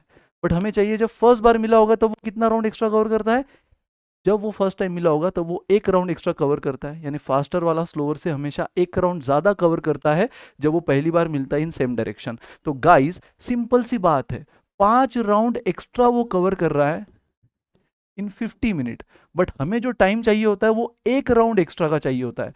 तो ये तो बच्चा भी बोल देगा सर 5 एक्स्ट्रा राउंड के लिए उसने 50 मिनट लिए, तो एक एक्स्ट्रा राउंड के लिए उसने 10 ही मिनट लिए होंगे, है ना। तो ये एक एक्स्ट्रा राउंड जो अभी हमने फॉर्मूला देखा, T is equal to L upon S B minus A से, सेम डायरेक्शन का, तो टी हमें मिल गया 10 मिनट। गलती से भी 50 मत ले लेना, 50 तो 5 एक्स्ट्रा राउंड का है, तो उसने 5 एक्स्ट्रा राउंड कवर किया, यानी 5 ट्रैक लेंथ के बराबर। हमें एक ट्रैक लेंथ के बराबर चाहिए तो एक एक्स्ट्रा राउंड, और एक एक्स्ट्रा राउंड कवर करने के लिए अगर 5 के लिए 50 तो एक के लिए कितना 10। तो गाइज फॉर्मूला क्या आ जाएगा, सेम डायरेक्शन का T is equal to L. अब यहाँ पे हमें क्लियर दिख रहा है कि पुम्बा ज्यादा कवर कर रहा है दैन टिमोन, यानी पुम्बा की स्पीड ज्यादा है दैन टिमोन, तो हम बोलेंगे कि यहाँ पर क्या होगा, एल अपॉन पुम्बा की स्पीड माइनस टिमोन की स्पीड। ठीक है। अगेन यहाँ पे हमें पता है कि यार ये जो है ये किलोमीटर में, स्पीड सारा किलोमीटर पर आवर में है, तो ये टाइम भी किस में ले लो, आवर में ले लो। तो टाइम जो आपको 10 मिनट दिया उसको 10/60 ले लो, आवर मिल जाएगा। सो 10/60 में 0 0 कटा, एल हमें पता है पूरी ट्रैक लेंथ, और ये हमें मिल जाएगा S B minus S T, S P minus S T, P Pumbaa. आप सीधा पी और टी भी ले सकते थे। तो गाइस देखो यहाँ पे अगर 0 0 कटा, क्रॉस में अगर मल्टीप्लीकेशन करूँ तो यहाँ 1 से ये पूरा इक्वेशन मल्टीप्लाई होगा, तो speed of Pumbaa speed of T as it is रहेगा 6 × 6 36। ये मिला आपको first equation. Come on guys, आगे बढ़ते हैं। आगे क्वेश्चन बोल रहा है if they run in opposite direction. अब बात अपोजिट डायरेक्शन की हो रही है, मतलब मान लो टी इधर जा रहा है तो पी इधर जा रहा है, पहले दोनों सेम डायरेक्शन में थे, है ना। अब क्वेश्चन क्या बोल रहा है, सेकंड कंडीशन सेम डायरेक्शन से हमने ये सब चीजें तो ढूंढ ली, उसमें उसने ट्विस्ट दिया था 5 एक्स्ट्रा राउंड के लिए 50 मिनट, तो एक एक्स्ट्रा राउंड के लिए टाइम कितना था 10 मिनट। टी मिला, एल पता था, इससे हमें स्पीड का इक्वेशन मिला। Now at the time of their opposite direction Timon cover 1 kilometre less than Pumbaa. Again guys ये तो हमें पता ही है कि टिमोन की स्पीड कम है देन पुम्बा, और इसलिए वो कम डिस्टेंस कवर करेगा। तो अपोजिट डायरेक्शन में जब वो फर्स्ट टाइम मीट कर रहे हैं at the time of their first meeting, मतलब टिमोन इधर निकल के यहां तक आया, ठीक है, वही पुम्बा यहां से निकल के यहां तक आ गया, और ये जो उनका मीटिंग पॉइंट है, पहला मीटिंग पॉइंट, वहाँ पे टिमोन ने 1 किलोमीटर कम कवर किया था देन पुम्बा। अगर मैं बोल दूं कि टिमोन ने, पुम्बा ने एक्स कवर किया, तो टिमोन ने कितना कवर किया होगा, x-1। लेकिन हमें ये तो पता है ना कि दोनों ने मिलकर कितना कवर किया, पूरी एक ट्रैक लेंथ। और पूरी एक ट्रैक लेंथ मतलब मान लो टिमोन ने एक्स कवर किया होगा, तो इसने x-1 कवर किया, है ना, सॉरी उल्टा, पुम्बा ज्यादा कवर कर रहा है, टिमोन 1 किलोमीटर कम कवर कर रहा है, तो पुम्बा एक्स तो ये x-1, और दोनों मिलकर कितना होगा, ये दोनों मिलकर 6। मतलब मैं बोलूँ कि x प्लस x-1 इज 6। ये डिस्टेंस प्लस ये डिस्टेंस, थोड़ा सा इसने यहाँ तक कवर किया, बचा हुआ इसने यहाँ तक कवर किया, पूरा मिला के पूरा ट्रैक लेंथ, तो ये कितना हुआ 7। तो x कितना मिला गाइस आपको 3.5। इसका मतलब पुम्बा कितना कवर कर रहा है 3.5, तो गाइस टिमोन कितना कवर कर रहा है 2.5। यानी दिए हुए टाइम में मान लो ये दोनों यहां से निकले, on your mark get set go, दोनों यहाँ पे पहुंचे, साथ में निकल रहे, साथ में पहुंच रहे हैं। भले ही दोनों की स्पीड अलग है, उस वजह से दोनों का डिस्टेंस कवर्ड अलग है, लेकिन टाइम तो कांस्टेंट है। 12 बजे मान लो दोनों निकले, जहां पे मिले तब 3 बज गए थे, तो टाइम ट्रेवल तो सेम हुआ कि नहीं। तो जब टाइम ट्रैवल सेम होता है तो स्पीड और डिस्टेंस में अगेन कौन सा रिलेशन बनता है, बार बार हम देख रहे हैं डायरेक्टली प्रोपोर्शनल। और डिस्टेंस तो हमें पता है, डिस्टेंस का रेशियो क्या बना टिमोन और पुम्बा का। डिस्टेंस देखो, टिमोन कवर कर रहा है 2.5, तो पुम्बा उससे 1 किलोमीटर ज्यादा, या बोल रहे हो पुम्बा कर रहा है 3.5, तो क्वेश्चन ने क्लियर बोला है टिमोन उससे 1 किलोमीटर कम। हालांकि ये इक्वेशन भी लिखने की जरूरत नहीं पड़नी चाहिए, ये आपके अंडरस्टैंडिंग के लिए मैंने बताया। बाकी हमें पता ही है कि ये टोटल डिस्टेंस 6 किलोमीटर है, और टिमोन को एक कम देना है देन पुम्बा, तो कैसे बटेगा 3.5 और 2.5, क्योंकि हमें टोटल भी 6 मेंटेन करना है और 1 किलोमीटर का गैप भी चाहिए, तो वो यही पॉसिबिलिटी है। सिर्फ उसी को मैंने इक्वेशन के फॉर्म में समझा दिया कि मान लो पुम्बा x है तो टिमोन कितना x-1, दोनों मिलकर 6 तो है ही, तो हमें दोनों का डिस्टेंस मिल गया। और ये डिस्टेंस क्या है, एट फॉर सेम टाइम, दोनों साथ में निकले साथ में मिले, तो टाइम ट्रेवल सेम है, तो ये बना उनका डिस्टेंस का रेशो। इसी को मैं सिंप्लीफाई कर दूं तो क्या बना 5:7। और गाइस जब टाइम कांस्टेंट होता है तो स्पीड और डिस्टेंस का रेशो सेम होता है, तो जो टिमोन और पुम्बा के डिस्टेंस का रेशो है वही टिमोन और पुम्बा के स्पीड का रेशो बनेगा 5:7। तो उससे मैं टिमोन की स्पीड क्या ले लूँ 5x, और पुम्बा की स्पीड क्या ले लूँ 7x। और अगर वो दोनों चीजें मैं यहाँ रख दूँ, हमें पता है दोनों का डिफरेंस कितना है 36, लेकिन हमारे हिसाब से दोनों का डिफरेंस कितना है 2x। तो 2x अगर 36 है तो x कितना मिला गाइस 18, और x 18 मिला है तो दोनों की स्पीड मिल गई। 5 × x यानी 5 × 18 कितना 90, 90 दो जगह यानी ये तो खत्म। एंड 7 × 18 कितना 126, ये भी गया। तो बाय डिफॉल्ट आंसर क्या बना गाइस ऑप्शन सी। बस यार, मैंने कहा ना मेजोरिटी क्वेश्चन इन दो रूल पे सॉल्व हो जाते हैं कि at the time of their first meeting अगर वो सेम डायरेक्शन में है तो time is equal to 1 track length यानी L upon S B minus S A. Speed minus करो अगर सेम है तो, और वही अपोजिट होगी तो T is equal to L यानी पूरा ट्रैक लेंथ, लेकिन ये दोनों मिलकर करते हैं इसलिए स्पीड क्या बन जाती है relative speed S B plus S A. तो यहाँ पहले अपोजिट में हमने वही किया, 5 एक्स्ट्रा राउंड का 50, तो एक एक्स्ट्रा राउंड का 10, वो फॉर्मूला लिया, टाइम पता था, L पता था, स्पीड का रिलेशन मिला। अपोजिट डायरेक्शन में क्लियर बोल दिया डिस्टेंस एक ने इतना 1 किलोमीटर ज्यादा कवर किया है देन अदर, या एक ने 1 किलोमीटर कम कवर किया है देन अदर, बट दोनों मिलकर तो 6 किलोमीटर है, उस लॉजिक से हमें दोनों का डिस्टेंस मिल गया 2.5 3.5, ये रेशियो बना डिस्टेंस का। बट सेम टाइम में अगर वो ये डिस्टेंस का रेशियो रख रहा है तो डिस्टेंस और स्पीड डायरेक्टली प्रोपोर्शनल होती है अगर टाइम कांस्टेंट है तो ये बना इनका स्पीड का रेशो, क्योंकि वही हुआ ना, दोनों साथ में निकल रहे हैं और साथ में मिल रहे हैं, टाइम ट्रैवल तो सेम ही है, भले डिस्टेंस अलग होगा स्पीड के according, but time travel same है, कांस्टेंट है। तो जो स्पीड का डिस्टेंस का रेशो वही स्पीड का रेशो, उससे हमने स्पीड एज्यूम कर ली, यहाँ रखा, एक्स मिला, एक्स से हमें दोनों की स्पीड मिली, finish guys. Come on next. Trisha and Bhavna jog in a circular track, फिर से सर्कुलर ट्रैक ऑफ लेंथ, देखो ट्रैक लेंथ मिल गई 40 every day with a speed greater than zero, zero से बड़ी स्पीड उनकी, बहुत कॉमन सेंस वाली बात की है क्वेश्चन ने। दे started from the same starting point, तो ये रहा उनका स्टार्टिंग पॉइंट, त्रिशा भावना। अब सेम डायरेक्शन है कि नहीं पता नहीं, फिलहाल तो बोला है कि सेम स्टार्टिंग पॉइंट से निकल रहे हैं at the same time and met for the first time after 20 second, 20 second के बाद वो एक दूसरे को मिले हैं। देखो सेम पॉइंट से निकले हैं, सेम टाइम पे निकले हैं और 20 सेकंड के बाद मिले हैं, लेकिन क्वेश्चन ने कहीं पर भी नहीं बोला कि वो अपोजिट डायरेक्शन से गए या सेम। ठीक है आगे पढ़ेंगे। Even if they jog all day long, they will meet with each other at the same exact point. भाई इस वर्ड को, इस कंडीशन को जिसने इग्नोर किया उसके लिए क्वेश्चन बड़ा कॉम्प्लिकेटेड बन सकता है, और जिसने इस कंडीशन को समझा उसका यहीं पे खत्म। क्वेश्चन बोल रहा है कि अगर ये पूरा दिन भी जॉगिंग करते रहे तो वो बार बार एक ही पॉइंट पे मिल रहे हैं। पहली बात तो अगर वो एक ही पॉइंट पे मिलते हैं ना गाइस, तो वो पॉइंट हमेशा स्टार्टिंग पॉइंट होता है, यानी जो स्टार्टिंग पॉइंट होता है वही इनका मीटिंग पॉइंट बनता है, हमेशा याद रखना। अगेन ये चीज हम बाय एग्जांपल समझाते हैं जब इंट्रोडक्शन में होते हैं, number of meeting points and all, ये हर चीज हम बाय एग्जांपल प्रॉपर विजुअलाइज कराते हैं।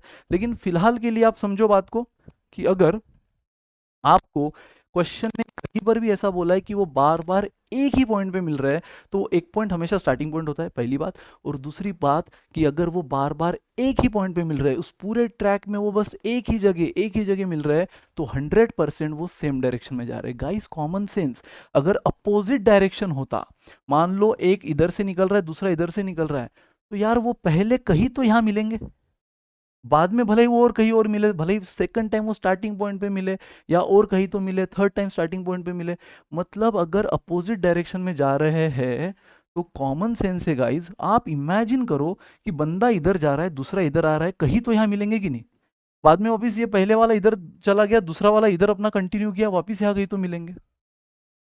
यानी अगर, तो बात की एक बात एज अ रूल याद रखना है, एज अ रूल याद रखो कि जब भी वो सेम डायरेक्शन में एक ही पॉइंट पे मिल रहे हैं, पहली बात तो स्टार्टिंग पॉइंट होता है ना, अगर एक ही पॉइंट पे मिल रहे हैं तो स्टार्टिंग पॉइंट ही होता है, और कंपलसरी वो सेम डायरेक्शन में होंगे, बिकॉज अपोजिट डायरेक्शन में कम से कम 2 मीटिंग पॉइंट होते हैं, कम से कम in opposite direction meeting point ये कम से कम 2 होते हैं, ग्रेटर देन इक्वल टू 2, समझ गए।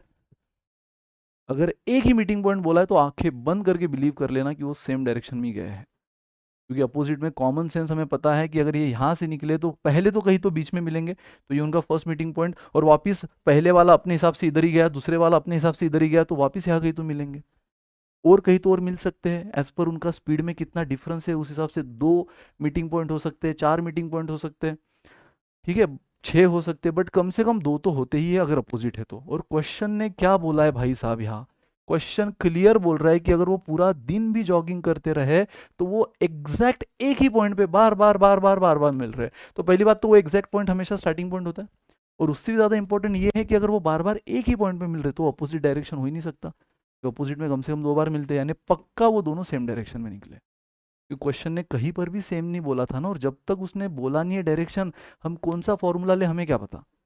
2 फॉर्मूला हमने देखे यहाँ पे टाइम के ड्यूरिंग देयर फर्स्ट मीटिंग, भले उसने हमें फर्स्ट मीटिंग का टाइम दे दिया 20 सेकंड, लेकिन ये फर्स्ट मीटिंग का टाइम जो है टी, वो अपोजिट के लिए ले या सेम के लिए ले, ने बोला ही नहीं है। हमारे पास दोनों फॉर्मूला अलग अलग है, L upon S B minus S है ये सेम के लिए, और L upon S B plus S है सेम अपोजिट के लिए, बट ये यहाँ पे फेल हुआ क्योंकि बार बार वो एक ही सेम एग्जैक्ट पॉइंट पे मिल रहे, तो एक पॉइंट यानी same direction. Come on guys, now अब आपको समझ गया कि लेना कौन सा फॉर्मूला ये। आगे क्वेश्चन बोल रहा है भावना की speed is 20% more than Trisha, बहुत बढ़िया। तो त्रिशा की स्पीड अगर मैं x मान लूँ तो भावना की स्पीड क्या हो जाएगी, उससे 20% ज़्यादा, यानी 1.2x, यानी भावना की स्पीड ज़्यादा है देन त्रिशा, और भावना की स्पीड अगर ज़्यादा है देन त्रिशा, तो गाइज हम हमेशा माइनस कैसे लेते हैं, बड़ी स्पीड माइनस छोटी स्पीड, तो बड़ी भावना की माइनस त्रिशा की, खत्म गाइस। तो जब उनका फर्स्ट टाइम, पिछले क्वेश्चन में तो भी उसने जानबूझकर हमें फिफ्थ एक्स्ट्रा राउंड का टाइम दिया था, हमने उससे फर्स्ट का निकाला था। इस बार उसने डायरेक्ट फर्स्ट राउंड का हमें टाइम दे दिया 20 सेकंड। ट्रैक लेंथ हमें पता है 40। भावना और त्रिशा की एक्चुअल स्पीड नहीं, बट एक्स के फॉर्म में स्पीड हमें पता है 1.2x minus x. Finish guys. अब देख लो ये हुआ 0.2x। नाउ 0.2 इधर आएगा, 20 इधर आएगा, तो 0.2x इज इक्वल टू 40/20 यानी कि 2। तो x आपको कितना मिला, ये 0.2 उधर जाके डिवाइड कर लेगा। 0.2 मतलब ही 20/2 मतलब ही 10। तो x मतलब हमारे लिए क्या थी, त्रिशा की स्पीड, वो आई 10। क्वेश्चन में पूछा गया है find the amount of time taken by Trisha. देखो त्रिशा का ही पूछा है, to complete one round. Guys अब हमें पता है कि पूरा एक राउंड 40 मीटर का है, पूरा एक राउंड 40 मीटर का है, और त्रिशा की स्पीड 10 है, तो उसको कितना टाइम लगेगा। तो टाइम का फॉर्मूला क्या होता है, डिस्टेंस, या डिस्टेंस मतलब ट्रैक लेंथ है अपॉन उसकी स्पीड, अपॉन उसकी स्पीड। तो फिनिश, डिस्टेंस 40 मीटर अगर उसको 10 की स्पीड से कवर करना है तो कितना टाइम लगेगा, 4 सेकंड। 4 सेकंड। तो बस गाइस कंसेप्ट वही होते हैं, बस हल्का फुल्का ट्विस्ट होता है। जैसे कि पिछले एग्जांपल में उसने हमें एक फर्स्ट मीटिंग का टाइम ना देते हुए 5 एक्स्ट्रा राउंड का, यानी 5 एक्स्ट्रा राउंड का, 5 मीटिंग का टाइम दिया था। हमें फर्स्ट मीटिंग का निकालना आराम से आ जाएगा using unitary method. 5 extra round यानी 5 मीटिंग का 50, तो एक मीटिंग का 10। बस वो ट्विस्ट था, वो खेल लिया, उसके बाद क्वेश्चन ईजी था। इस वाले क्वेश्चन में भी सिर्फ एक चीज समझना जरूरी था, कॉमन सेंस, कि अगर वो सिर्फ एक ही बार मिल रहे पूरे ट्रैक पे, बार बार एक ही जगह, तो वो अपोजिट हो ही नहीं सकते। वो डेफिनेटली सेम डायरेक्शन होगा, क्योंकि अपोजिट में कम से कम 2 बार मिलते हैं, उससे ज्यादा बट कम नहीं, 2 या 2 से ज्यादा। ये चीज़ एज अ रूल चाहे तो याद रखो। और बस हमने इसको समझा, सेम डायरेक्शन का फॉर्मूला लिया, बाकी सब चीज़ें स्पीड एक दूसरे की रिलेशन में दी थी, एल डायरेक्ट पता था, फर्स्ट मीटिंग का टाइम हमें दे दिया था, हमारा आंसर आ गया। त्रिशा की स्पीड मिली तो पूरा डिस्टेंस कवर करने उसको कितना टाइम लगा हमें वो भी मिल गया। एंड गाइस देखो एक और क्वेश्चन सर्कुलर ट्रैक का, सेम वही है, त्रिशा भावना सर्कुलर ट्रैक पे जा रहे हैं, 40 मीटर का ट्रैक दे दिया है, फिर 0 से ज़्यादा उनकी स्पीड है। They started from the same starting point बोल दिया, इस बार भी at the same time, met for the first time after 8 second, इस बार भी फर्स्ट मीटिंग का टाइम बोल दिया। और क्लियरली ये भी बोल दिया, if Trisha and Bhavna move in the opposite direction, इस बार बोल दिया है त्रिशा भावना अपोजिट डायरेक्शन में जा रहे हैं, वो भी इस स्पीड से जा रहे हैं। तो गाइज पहले उसने त्रिशा बोला है, फिर भावना बोला है, इसलिए आपको पहले त्रिशा की स्पीड 3 और भावना की 2, तो 3:2, तो त्रिशा की स्पीड में 3x ले लेता हूँ, भावना की स्पीड में 2x ले लेता हूँ, इस रेशो के according. Now again opposite direction में आपको पता होता है, अपोजिट डायरेक्शन में भले ही त्रिशा इधर जा रही है, भावना इधर आ रही है, यहाँ कहीं तो वो मिलेंगे, है ना। ये क्या हुआ उनका मीटिंग पॉइंट, और मीटिंग पॉइंट पे त्रिशा ने कुछ तो डिस्टेंस कवर किया होगा, भावना ने कुछ तो डिस्टेंस कवर किया होगा, लेकिन इतना पक्का है कि जब भी वो पहली बार मिले होंगे तो दोनों ने मिलकर टोटल एल यानी पूरा ट्रैक लेंथ कवर किया होगा, वो भी दोनों ने मिलकर स्पीड से, यानी speed of Trisha plus speed of Bhavna, opposite direction add करेंगे। सो गाइज जब वो पहली बार मिले तो वो टाइम हमें दे दिया है 8, ये पहली बार वाला ही फॉर्मूला है। एल मतलब उन्होंने पहली बार जब भी मिले होंगे दोनों ने मिलकर एक ट्रैक लेंथ यानी 40 कवर किया। अगेन हमें पता है दोनों की speed in the form of x, 3x और 2x का एडिशन 5x, तो 5x इधर आ गया, 8 इधर डिवाइड हो गया, तो 40/8 5, 5 से 5 कटा, x हमें मिला 1, x जैसे हमें मिल गया 1, 3 × 1 3, 2 × 1 2, एक्चुअल स्पीड मिल गई। चलो आगे बढ़ते हैं। Then find when they will meet for the 10th time if they moved in the same direction. भाई अगर अब क्वेश्चन ने यहाँ पे वक्त हालात जज्बात बदल दिए, पहले अपोजिट डायरेक्शन का बोला था, अब बोल रहा है अपोजिट डायरेक्शन के कंडीशन से एटलीस्ट हमें दोनों की एक्चुअल स्पीड मिल गई, ट्रैक लेंथ पता था, फर्स्ट मीटिंग का टाइम पता था, उससे हमें एक्चुअल स्पीड मिल गई स्पीड के रेशो से। अब उसने बोला है कि अगर अब वो सेम डायरेक्शन में जाएंगे तो 10th टाइम जब भी मिलेंगे तब टोटल टाइम कितना लगा, 10th विजिट तक का उनका टोटल टाइम कितना। गाइस 10th विजिट का तो आराम से निकाल लेंगे, 10 20 30 कोई फैक्ट कोई टेंशन नहीं, बट पहले ये निकालो कि फर्स्ट टाइम मिलने को उनको कितना टाइम लगा होगा। और सेम डायरेक्शन में अगर फर्स्ट टाइम मिलना है तो फॉर्मूला क्या होता है, सेम डायरेक्शन में फर्स्ट टाइम मिलना है यानी फास्टर स्लोअर से एक लेंथ एक्स्ट्रा कवर करता है, एक ट्रैक लेंथ जो कि एल होती है। और यहाँ पे फास्टर कौन है, यहाँ पे फास्टर त्रिशा है, क्योंकि सेम में माइनस करना है तो फास्टर माइनस स्लोअर। तो गाइज अब टाइम निकालना है, एल है 40, ये है 3, ये है 2, जो हमने निकाल लिया है 3 एंड 2, तो ये मिला 40 सेकंड। यानी और ये टाइम किसका होता है, फर्स्ट मीटिंग का। ये फॉर्मूला मैं बार बार चिल्ला चिल्ला कर बोल रहा हूँ, ये फर्स्ट मीटिंग का ही है। क्योंकि यहाँ पे हम बस एल ले रहे हैं और फर्स्ट मीटिंग में ही वो एल डिस्टेंस कवर करते हैं, दोनों मिलकर अपोजिट में और फास्टर स्लोअर से एक ज़्यादा सेम डायरेक्शन में। तो क्वेश्चन ने हमें इतना तो समझा दिया कि फर्स्ट टाइम जब भी मिलेंगे वो सेम डायरेक्शन में तो 40 सेकंड लगेगा। तो 10 बार मिलने के लिए कितना सेकंड लगेगा? खत्म गाइस, गाइस खत्म। तो टोटल टाइम फॉर 10 विजिट कितना? 10 इंटू 40, एक हर विजिट के लिए, हर एक विजिट एक्स्ट्रा के लिए उसको 40 सेकंड लग रहे हैं। तो 10 बार मिलना है, उसको 10 बार एक्स्ट्रा राउंड कवर करने होंगे और उसके लिए कितना टाइम लग जाएगा? एक एक्स्ट्रा राउंड कवर करने के लिए या एक विजिट के लिए 40 सेकंड, तो 10 के लिए कितना गाइस? 400 सेकंड। 100 बात की एक बात, हलवा है। देखो बेसिक बेसिक अगर समझ गया ना, अगर ये चीज़ें आपको और विजुअलाइजेशन से और तरीके से बताए तो और मज़ा आता है। लेकिन फिलहाल के लिए जितनी चीज़ें याद रखने की, रिकॉल करने की ज़रूरत है क्वेश्चन को अटेम्प्ट करने से पहले, वो ये चीज़ें जो आज मैंने बताई। तो एक बार फिर से रिकॉर्डिंग देखना, रिवाइज करना।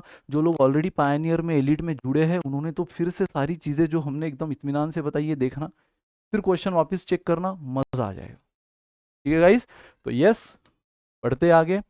आ जाओ, अब तो आ गया है एवरेजेस का question. The weight of a body as calculated by the 7 different experiment is.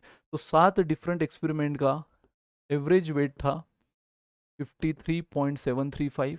Now the average of first 3, तो देखो इसके टुकड़े हो रहे हैं। पहले 3 का एवरेज उसने दे दिया आपको, x1 बार मैं बोल रहा हूँ 54.005। Of the fourth is 0.004 gram greater than fifth. तो पहले मैं क्या ले लेता हूँ? एक फिफ्थ एक्सपेरिमेंट लेता हूँ। यहाँ पे सिर्फ एक ही एक्सपेरिमेंट है फोर्थ नंबर का, और उसका जो एवरेज है वो क्या है इस फिफ्थ एक्सपेरिमेंट से? देखो ये 3 है, ये 3 मतलब क्या? First, second and third. फिर यहाँ पे एक फोर्थ एक्सपेरिमेंट है, और ये एक एक्स्ट्रा जो है वो फिफ्थ एक्सपेरिमेंट है, और इसका जो एवरेज वेट है ना, मैं एक एज्यूम कर लेता हूँ। तो क्वेश्चन बोल रहा है ये जो फोर्थ एक्सपेरिमेंट है उसका वेट कितना है? यहाँ से 0.004 ग्राम ग्रेटर। समझ रहा है गाइस? उसने 7 एक्सपेरिमेंट का एवरेज वेट निकाला है जो कि 53.735 बना है। फिर अब ये 7 एक्सपेरिमेंट के टुकड़े कर रहा है वो। पहले 3 एक्सपेरिमेंट का एवरेज ये है, यानी total number of experiment n1 और एवरेज x1 बार दे दिया है। फिर अगला जो एक्सपेरिमेंट है वो फोर्थ नंबर का, यानी एक ही एक्सपेरिमेंट है। कौन से नंबर का? फोर्थ। आपको 7 एक्सपेरिमेंट का हिसाब देना है। 3 यहाँ आ गए, चौथा यहाँ आया, लेकिन इसका एवरेज वेट कितना है? फिफ्थ वाले से 0.004 ग्राम ग्रेटर। तो इसलिए मैंने पहले तो फिफ्थ वाला ले लिया x, और उससे 0.004 ग्रेटर ले लिया फोर्थ एक्सपेरिमेंट का एवरेज। देखो 1 2 3 यहाँ हो गया, चौथा यहाँ हो गया, पांचवा यहाँ हो गया। अभी भी क्या बचा है? सिक्स्थ एंड सेवंथ, यानी अभी भी ये हुआ n1 n2 n3 और n4। अभी भी 2 एक्सपेरिमेंट बचे गाइस, और क्वेश्चन आगे वही बोल रहा है while the average of sixth and seventh. तो देखो ये जो 2 एक्सपेरिमेंट है ये सिक्स्थ एंड सेवंथ हो गए। 7 एक्सपेरिमेंट का हिसाब was 0.010 gram less than the average of first 3। तो पहले 3 का जो एवरेज था, तो गाइस x4 बार मतलब क्या? पहले 3 का जो एवरेज था 54.005, उससे 0.010 लेस, मतलब क्या हो जाएगा?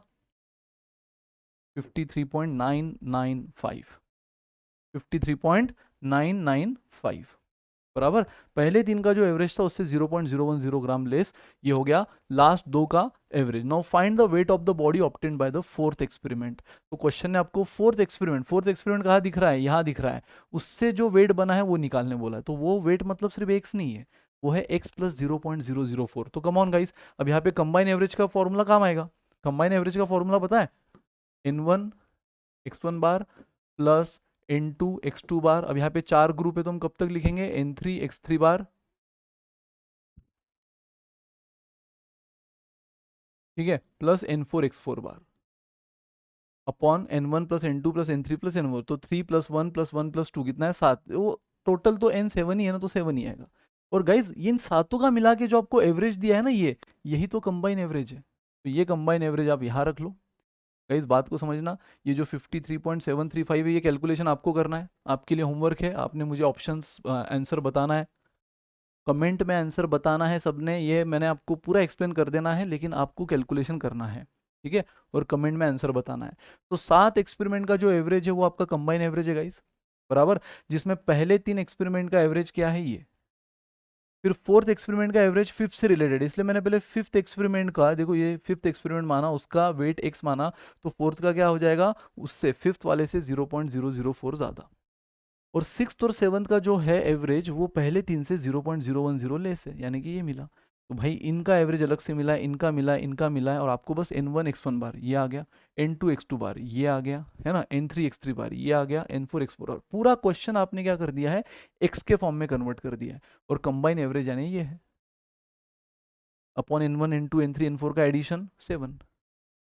सॉल्व करना और मुझे बताना फोर्थ एक्सपेरिमेंट का क्या आया। एक्स मत निकालना, क्वेश्चन ने यहाँ पे एक्स नहीं पूछा है, हर बार एक्स मतलब आंसर नहीं होता है, वो बोल रहा है weight of the body obtain by fourth experiment, तो फोर्थ एक्सपेरिमेंट यानी एक्स प्लस 0.004 है।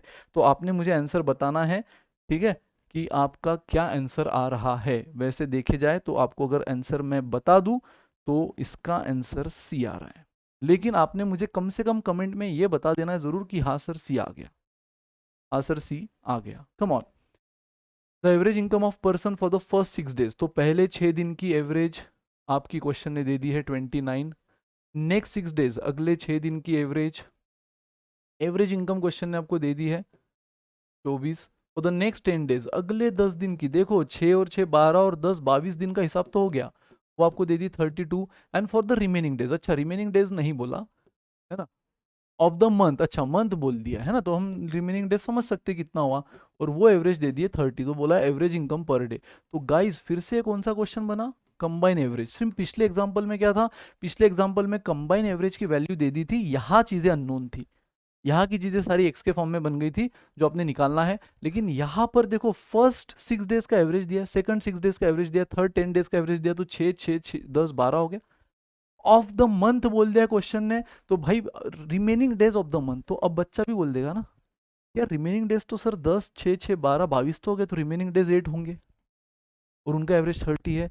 Guys hold on, hold on, आप किस हिसाब से 30 ले रहे हो, ये कहीं पर भी बोला है let's assume the month is having 30 days, या कहीं पर भी मंथ का नाम मेंशन है, हाँ अगर उसने बोला तो जून मंथ, तो यूनिवर्सली एक्सेप्टेड कि जून में 30 होते हैं, है ना, सितंबर यूनिवर्सली एक्सेप्टेड 30 होते हैं।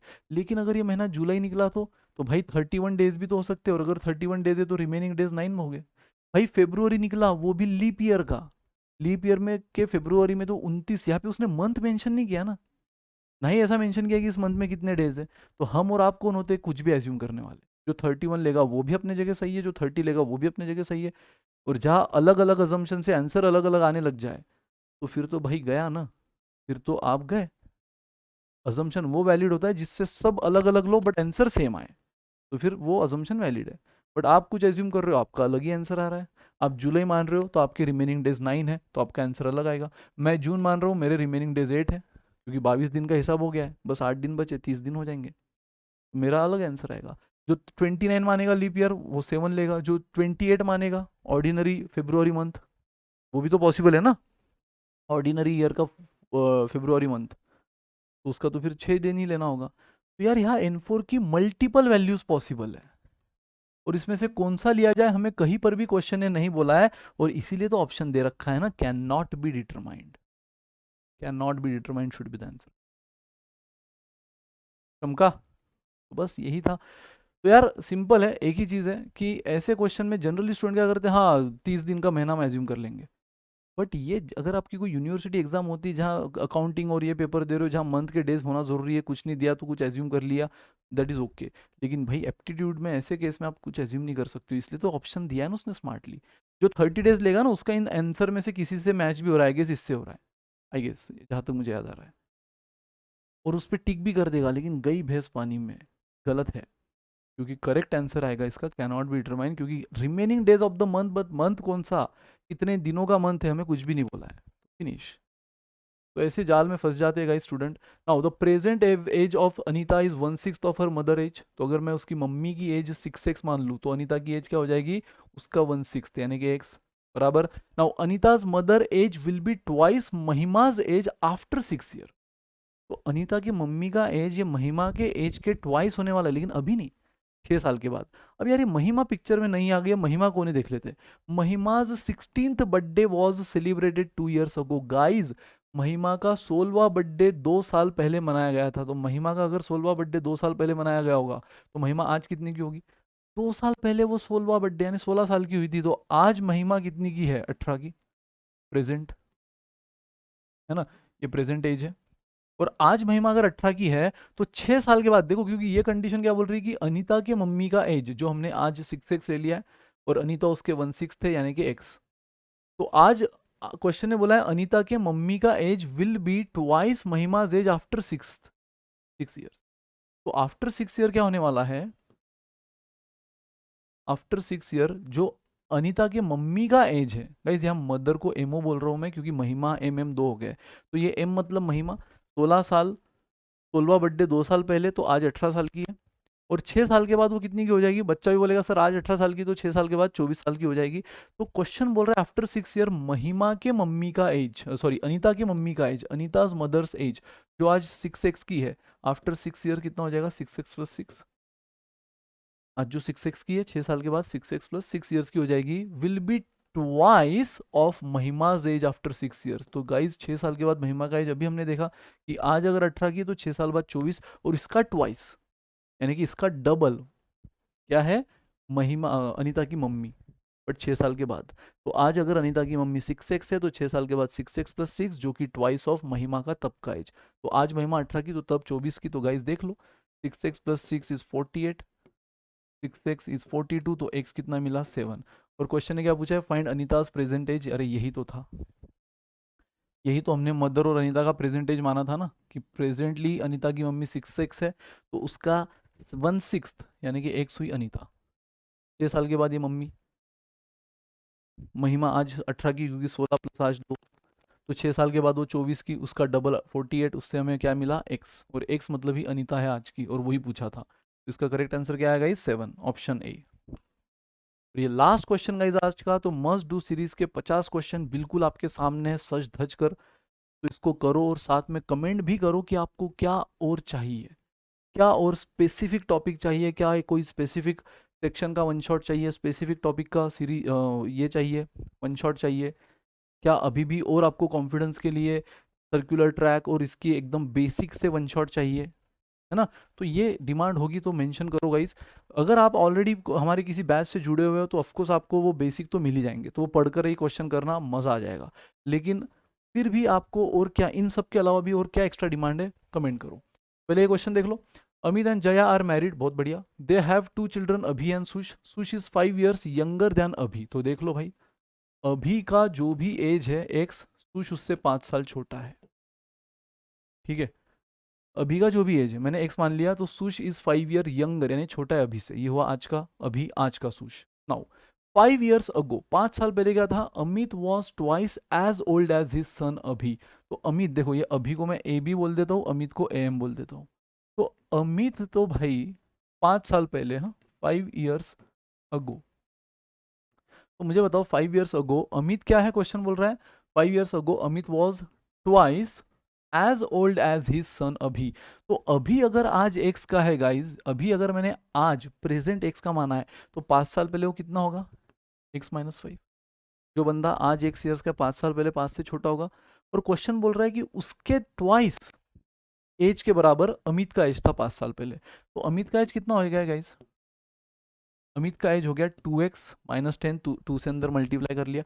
लेकिन ये भी अमित का कौन सा एज है, ये भी अमित का 5 ईयर्स अगो वाला एज है। तो आज का एज क्या हो जाएगा, 5 साल पहले 2x-10 है ना, 5 साल पहले, तो आज तो और 5 से बढ़ गया ना वो, यानी 2x-5, ये बन गया अमित का आज का एज। समझ रहा है गाइज, अभी का मैंने प्रेजेंट मान लिया x, तो सुश उससे 5 साल छोटा, x-5 ये दोनों का प्रेजेंट। फिर क्वेश्चन बोल रहा है 5 साल पहले अमित का जो एज था वो कितना था, तब के अभी से 2 साल, तब के अभी से 2 टाइम्स, तो तब का अभी कितना, अगर आज x है तो तब का x-5 उसका 2 टाइम्स ये हुआ। तो ये अमित का एज मिला आपको 5 साल पहले, तो आज तो और 5 से बढ़ गया ना, तो 5 अगर मैं ऐड कर दूं तो ये 2x-5 अमित का आज का एज। नाउ लास्ट चीज, the present age of Jaya, Jaya मतलब कौन, अमित की wife, is average of Amit and Abhi's age. तो गाइज आज जो अमित और अभी का एज है, तो अमित का आज का एज 2x-5, अभी का आज का एज x, और उसका एवरेज, एवरेज मतलब अपॉन 2, ये जया का आज का एज है, तो कितना मिला 3x-5/2, ये जया का आज का एज। तो ये अभी, तुष, अमित और जया चारों का आज का एज हमें मिल गया एक्स के फॉर्म में, है ना। अभी, सुश, अमित, जया, चारों का आज का एक्स के फॉर्म में एज हमें मिल गया है। तो क्वेश्चन आपको बोल रहा है if the average age of all the member is 34 then find present age of Sush. चारों का एवरेज दे दिया 34। अब चारों का एवरेज हम कैसे निकालेंगे? अभी का आज का एज, सुश का आज का एज, अमित का आज का एज और जया का आज का एज।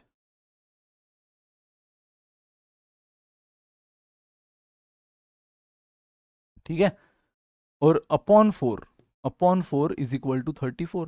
तो अगर तुम 4 इधर जाके मल्टीप्लाई कर लेगा गाइस, सबसे पहले x x 2x and 2x 4x, -5 -10 plus 3x -5 upon 2 और 4 इधर मल्टीप्लाई कर दिया, 4 4 16 136। अब क्या कर रहा हूँ मैं, पूरे रेशो को, पूरे इक्वेशन को 2 से मल्टीप्लाई कर रहा हूँ। तो ये 8x हो जाएगा, ये 20 हो जाएगा, यहाँ का 2 2 कट जाएगा, मतलब ये 3x -5 एज इट इज़, और इसका कितना हो गया 272।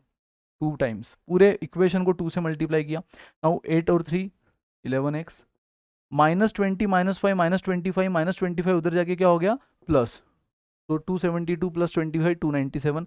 तो x कितना मिला गाइस 27। बट ये x मतलब कौन है? अभी। क्वेश्चन ने अभी का पूछा है? नहीं, प्रेजेंट एज ऑफ सुश पूछा है। तो 27 - 5 22 is the answer guys, option C कम का। तो ये चीज़ें थी गाइस जो हमारे मस्ट डू सीरीज अरिथमेटिक में जो बच गई थी। हमने profit loss average, sorry ratio proportion, interest, simple, compound, alligation, mixture, speed में भी relative, train, board, time work सब किया। जो बचा था वो एस्केलेटर के क्वेश्चन, जो आज मैंने भले ही बहुत ज़्यादा डिटेल में नहीं बट हल्के से कंसेप्ट बताकर शुरुआत की। Then circular track, again circular track का पूरा इंट्रोडक्शन देना ही मैंने जैसे कहा पौन घंटे का कम से कम काम है। तो एटलीस्ट 1-2 रूल बताए जो बहुत इंपॉर्टेंट होते हैं सर्कुलर ट्रैक के क्वेश्चन को टैकल करने के लिए, है ना। हालांकि उसमें मीटिंग पॉइंट एंड ऑल, उसके अगर डेप्थ में गए तो और भी लंबा वो चलता है, तो वास्ट है। लेकिन फिलहाल के लिए बस सर्कुलर ट्रैक मुझे पता है, आप बिना बोले मैं बोल सकता हूँ कि आप आज बोलोगे सर सर्कुलर ट्रैक थोड़ा हेवी गया, क्योंकि यार उसमें और थोड़ा बेसिक की ज़रूरत है, जो आज मैं ऑफकोर्स अगर क्वेश्चन कराने तो नहीं करा सका, लेकिन अगर आप एक बार वो रिकॉर्डिंग देखो और फिर क्वेश्चन टैकल करो तो समझ जाएगा। ठीक है, जिसमें मैंने क्लियर कहा कि बस एक ही चीज़ याद रखो कि भाई टाइम जब भी दोनों मिलेंगे, फर्स्ट टाइम जब भी दोनों मिलेंगे, भले ही वो सेम डायरेक्शन हो या अपोजिट डायरेक्शन हो, जब भी वो फर्स्ट टाइम मिलेंगे तो रिलेटिव डिस्टेंस हमेशा एक ट्रैक लेंथ के बराबर होती है, upon relative speed same direction में माइनस अपोजिट डायरेक्शन में ऐड। रिलेटिव डिस्टेंस हमेशा एक ट्रैक लेंथ, लेकिन रिलेटिव स्पीड सेम में माइनस अपोजिट में ऐड, ये होता है टाइम। और उस लॉजिक से हमने सारे क्वेश्चन किए। ठीक है, और एक चीज़ और सीखा आपने कि जब भी मीटिंग पॉइंट एक ही होता है तो वो तो स्टार्टिंग पॉइंट ही होता है, और हमेशा जब मीटिंग पॉइंट एक होता है तो वो सेम डायरेक्शन में ही जा रहे हैं, वो बोलो या ना बोलो, क्योंकि अपोजिट डायरेक्शन में कम से कम वो 2 बार मिलते हैं। फिर हमने एवरेजेस देखा, कंबाइन एवरेज, एक होमवर्क आपको दिया है, आंसर भी बताया, बस ऑप्शन में बताना है कि वाकई में आपका ये आंसर आया कि नहीं। और लास्ट में हमने देखा प्रॉब्लम्स ऑन एजेस। और भी कोई डिमांड है गाइस कमेंट करो। Till then bye bye, good day, take